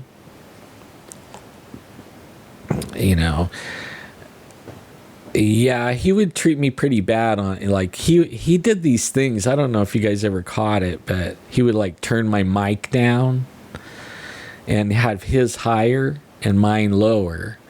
That way that he could talk over me, right? Like, he would let me start talking, but then when I said too much or he didn't like what I was saying, then he would start talking and would overpower me because he would be like way hot, and mine was turned down to where I was way off like that, but he would do that kind of stuff to me, and that was the only time that it would kind of get me. And for a long time I had no idea because he would turn my headset up, so I was hearing myself loud, but only everybody else was hearing me low, and I had no idea. Not until some people started pointing it out to me that, tell Jeffrey to turn your mic up. Like, what? My mic sounds good. It sounds good whenever your headphone set is turned up loud. Yeah.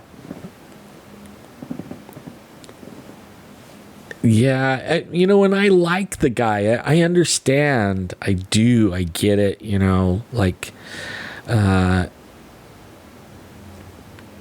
get it. Hi from Sweden. We love everybody around the world. I do.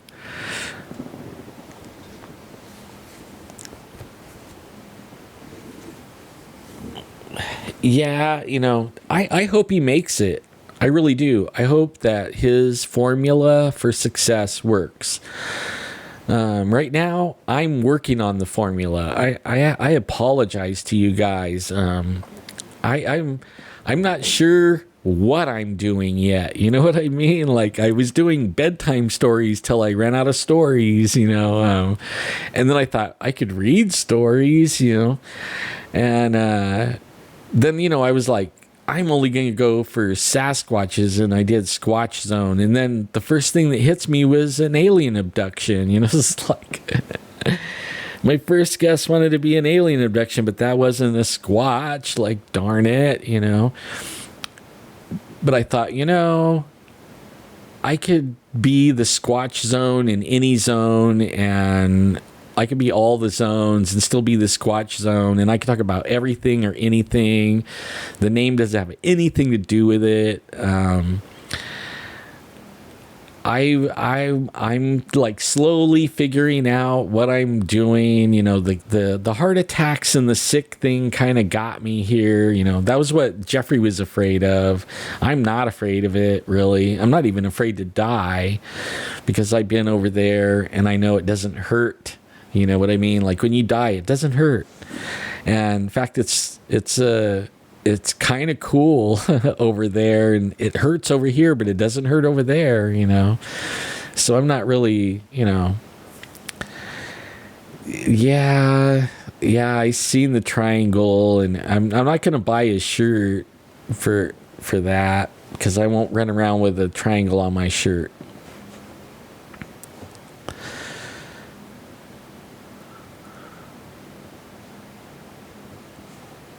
Yeah, well, it was his string. He put it on there first. I thought it was ridiculous. I could have got up and moved the camera, but only see, everything has to be for Hollywood. So, like, he thought the string was like a magical little thing, and I thought, why don't I just get up and move the camera? So what? Everybody saw me get up, but only... That's not professional. That, it doesn't work. They're watching us. Everybody's watching us, like almost paranoid, like, and,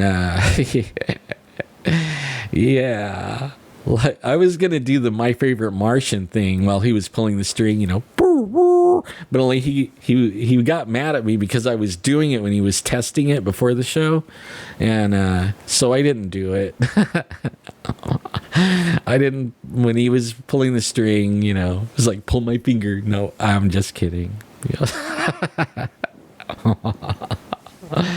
Oh, gee.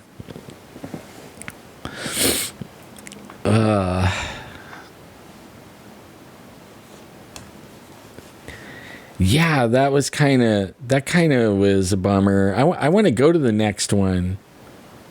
The next, that's at the Felton Museum, right, with Mike.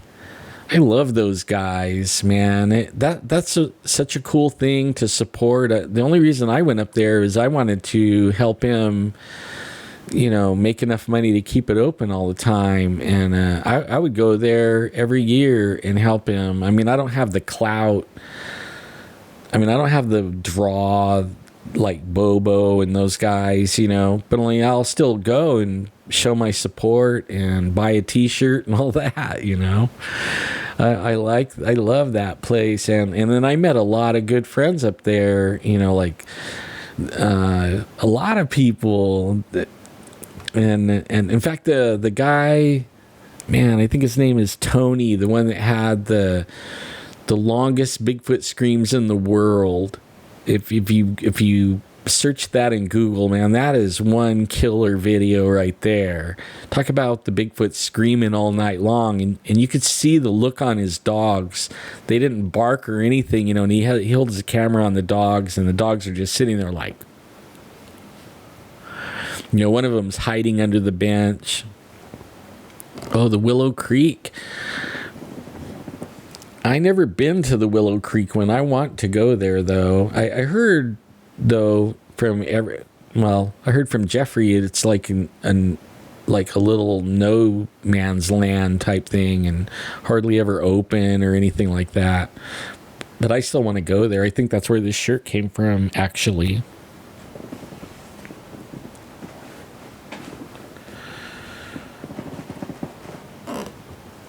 Tom Viscardi. I know that guy.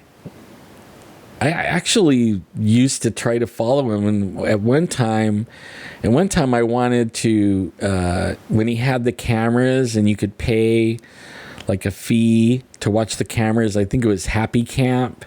He had the cameras by the river, and supposedly you could watch the Bigfoots do things in the, I wonder if anybody ever seen when he had those cameras, I wonder if anybody ever really did watch a Bigfoot, or was it like Moneymaker's camera? He put a Squatch camera up, and then, there never was a Squatch on it ever, but it was fun to sit and play with. You could like move the camera and stuff like that. I don't know if Tom Biscardi's was like that, but, yeah, I want to go over there. I'm going to go squatching over there. I know that's where Bobo had his sighting. He told me about like his sighting was over there by the it was by the river, Klamath River, somewhere over there by there.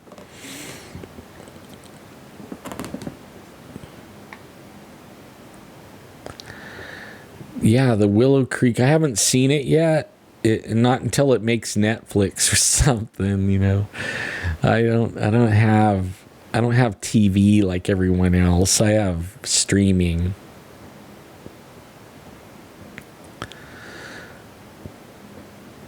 So the camping trip will be in early June.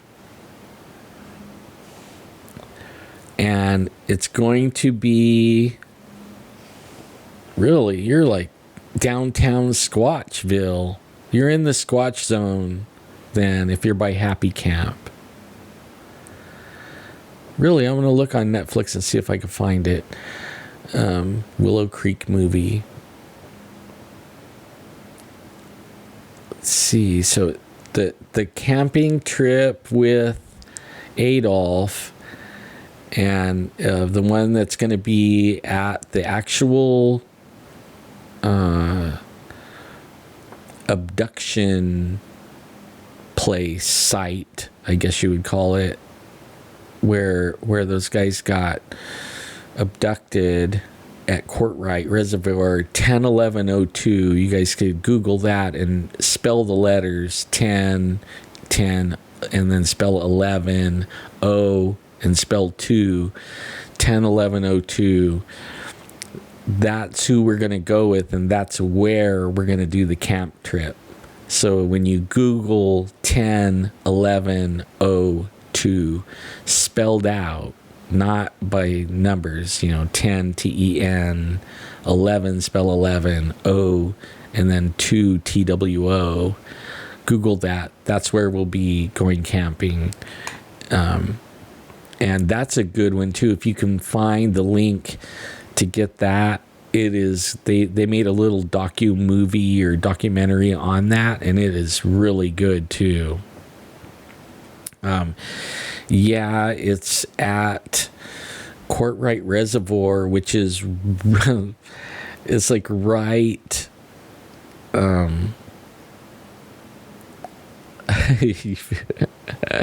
you wouldn't go camping with Adolf. It would be too scary, huh? I thought about that. My wife said, "Are you sure you're going to go camping with Adolf?" Like, yeah. I mean, I went squatching with him twice. She's like, "Are you sure you're going to go squatching with Adolf?" Like, yeah. I'm not afraid of no freaking alien. Aloha, Aaron. How are you? Oh, you were at the premiere? Oh, cool.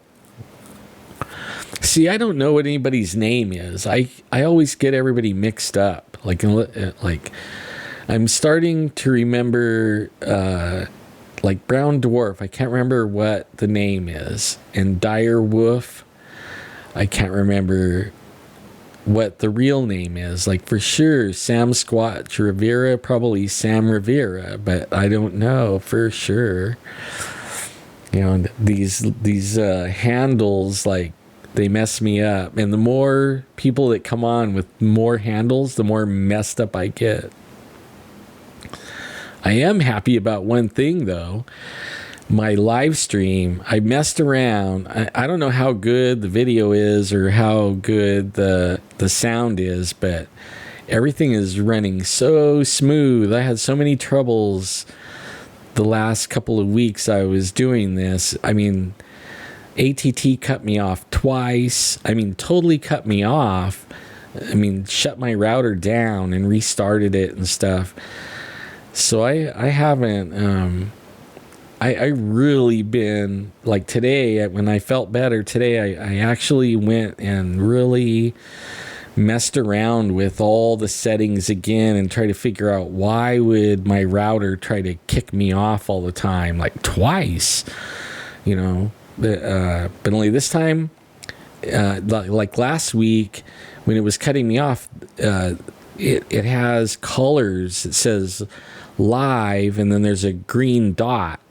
Well, if the green dot turns yellow, it means you're starting to have problems. When it goes red, it's cutting you off. I never knew that, but it was always running in the yellow all the time. It would be green for a little bit, then go to yellow, and I was running yellow like most of the shows there for like a couple of weeks on the same settings I always had.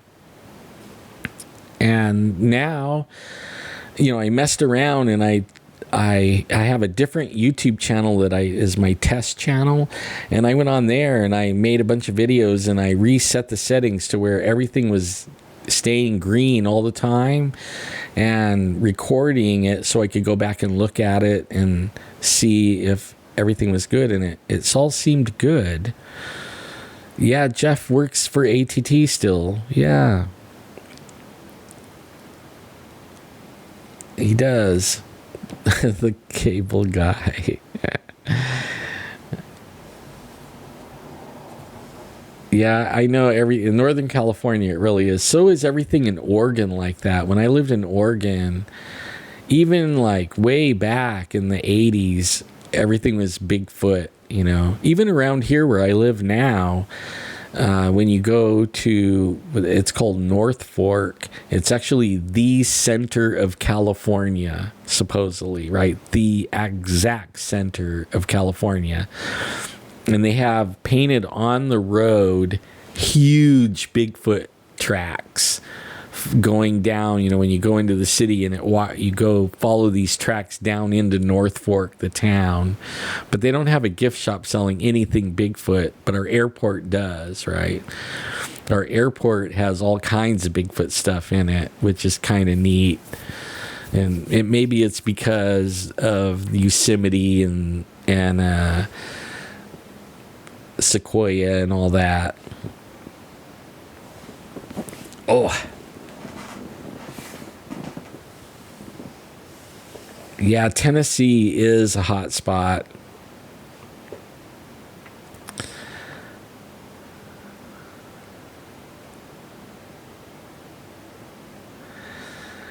What noob camp are you talking about? You're talking about Rock Creek campground? I mean, they call it a noob campground, but I like that campground, really. There's good fishing, there's good swimming, and there's good hiking. That's easy hiking for me.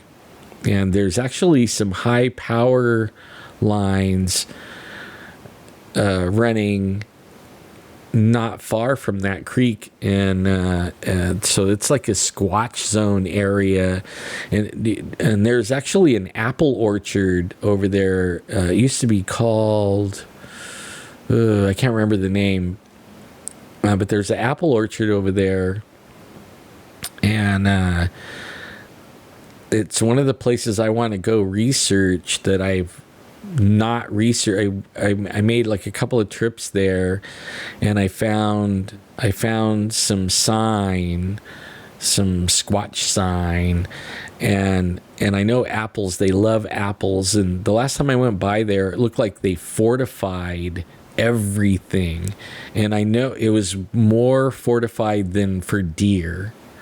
I mean, like 15-foot fences and, metal all up against the fences, corrugated tin running along the fence, like 8 feet tall, and then more fence above that. And it was like, what in the world are they trying to keep out of here, But I want to go there up to the apple orchard.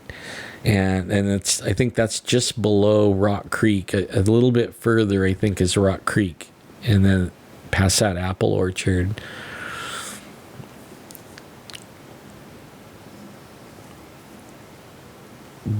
Broward, Florida. That's the one that I was just watching that was talking about the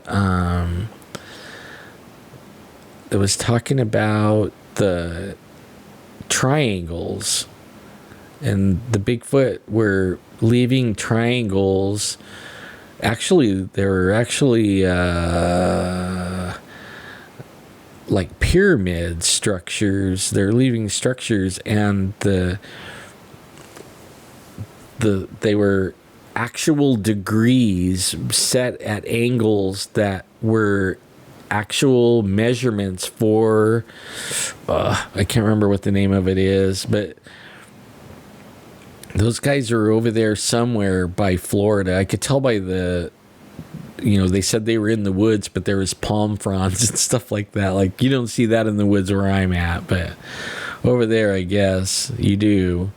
But it was really interesting about the structures and how it matched the measurements of, I think it's Orion's belt, and there's a triangle, and this triangle thing, there's a name for it, and there's actual, like, when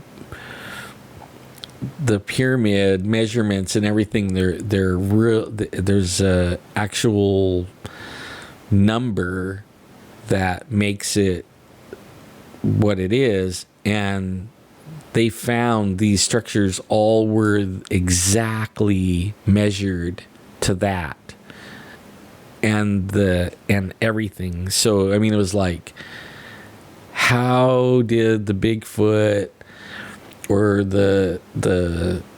how did they know? How did they measure it perfectly like that? You know what I mean? Like, how did they make a triangle or a pyramid stick structure that was exactly matching, the exact figures and everything? Like, how did they do that? And you'll come across matching the constellations. It is so interesting. I'll see what I'll do after I go off. I need to get out of here, man. I've been on here 2 hours. and I need to take some meds. My back is hurting and everything. But what I'll do is I'll go and I'll get the link to that video of the pyramid and what they call it, and I'll put it in the comments of this video right here. So if you come back in a little while, I'll have the link to that video down there. I'll share it in my comments.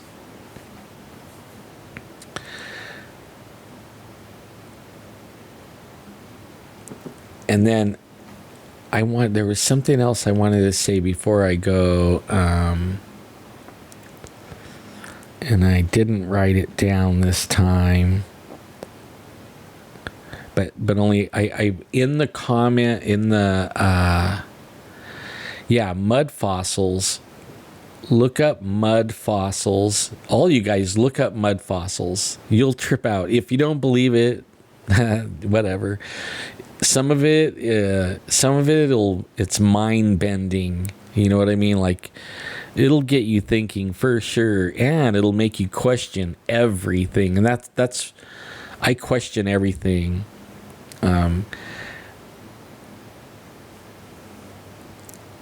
The mini Huni, like my aunt and I have relatives that live in Guam, and for years now, a lot of their kids grew up in Guam, and they're Guamanians or whatever you want to call it now, but they talk about a lot of those little people, mini Hoonies. I don't know if they call it the same name, but they talk about all that. It's interesting, Yeah, so cool. You guys, I love you guys. You guys, I don't know what I would do without you. Even if only 5 people came in and chatted with me, I would do it. But I'll put the link to the video of the triangles, of the Squatch triangles, and I'll put the link in my comments on this. In the Squatch zone, the shirt, the t-shirt, or my little store that I made, Teespring or whatever, for t-shirts and stuff like that, I have free shipping. I made it free shipping all the way until the end of January. I'll be adding some new stuff, and then in a couple days I'll come out and I have the shirt already, the one I made, and I can't even remember what it was now, but I'll bring the shirt and share it with everyone and show you guys. I hope you guys are. I hope Cold Warrior is enjoying the flute. It is amazing. It's a beautiful, beautiful piece. I hope you're enjoying it, my man. I don't know if I'll see you guys before the new year. Yeah, Haoli Makahikihu to all.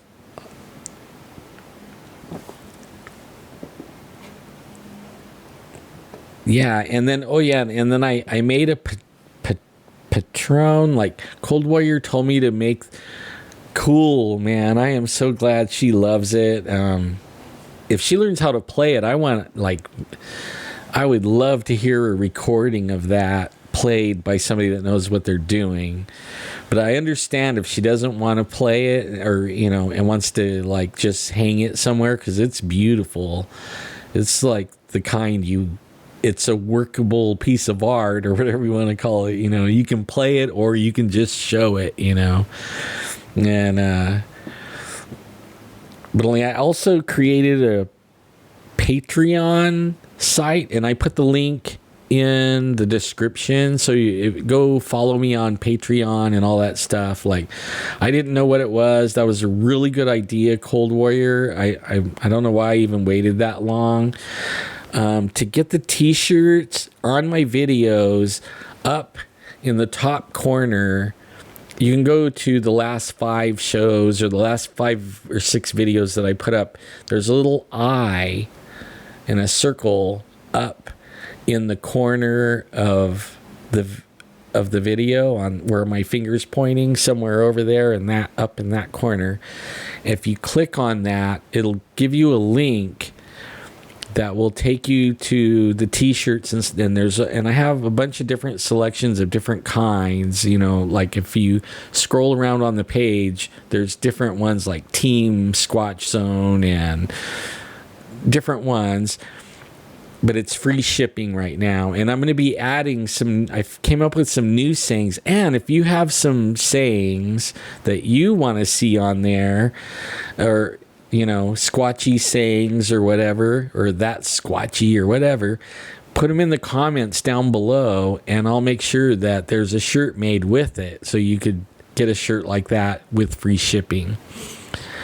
And I'll add everything to free shipping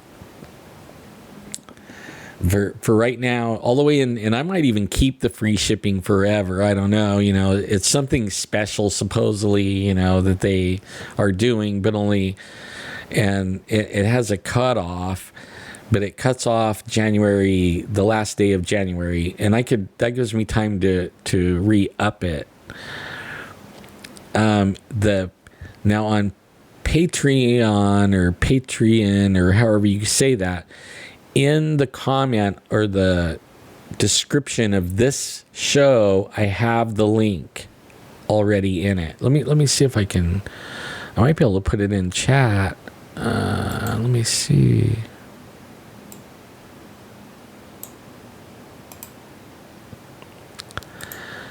It says say something, paste. There we go. That's I don't know how you say that, Patreon. That's my Patreon link right there, and it says Squatch Zone. Yeah. And I mean, it's totally brand new. I just made it. I probably need help writing everything on it and doing everything on it, because I have no idea what I'm doing on that, or how to set it up correctly and all that. So if there's anybody that knows anything about how to really set that up, let me know. I got the main part of it, but like, I'm not good at, I hired people for what I couldn't do. I used to hire people. Now I have to learn how to do it. In my old life, I had a bunch of employees and assistants and all this kind of stuff. And like, what I didn't know to do, I hired somebody to do. Well, now I can't afford anybody. So like, I need some other people to help me out, Did I spell it right? Oh my goodness. the squat chonies. That's pretty funny. All right, you guys. Well, I'm going to get out of here. I love you guys so much, and I know you know that, but I can't help from telling you, because I just do. All of ya. I'm praying for everyone. Please pray for me and pray for my health here. I could use it right now. And that's my request this week, is for everyone to pray for me. And I'll keep praying for you. And I'll thank you for the prayers. And I hope you guys have, if I don't get on here before the new year starts, I want y'all to have a happy new year. And we'll be doing a whole bunch more in the new year as we figure out this YouTube channel and get this all going. I can't wait to go out and show you where the Bigfoot ran across the road the other night in the valley. Can't wait to show you. So I love you all.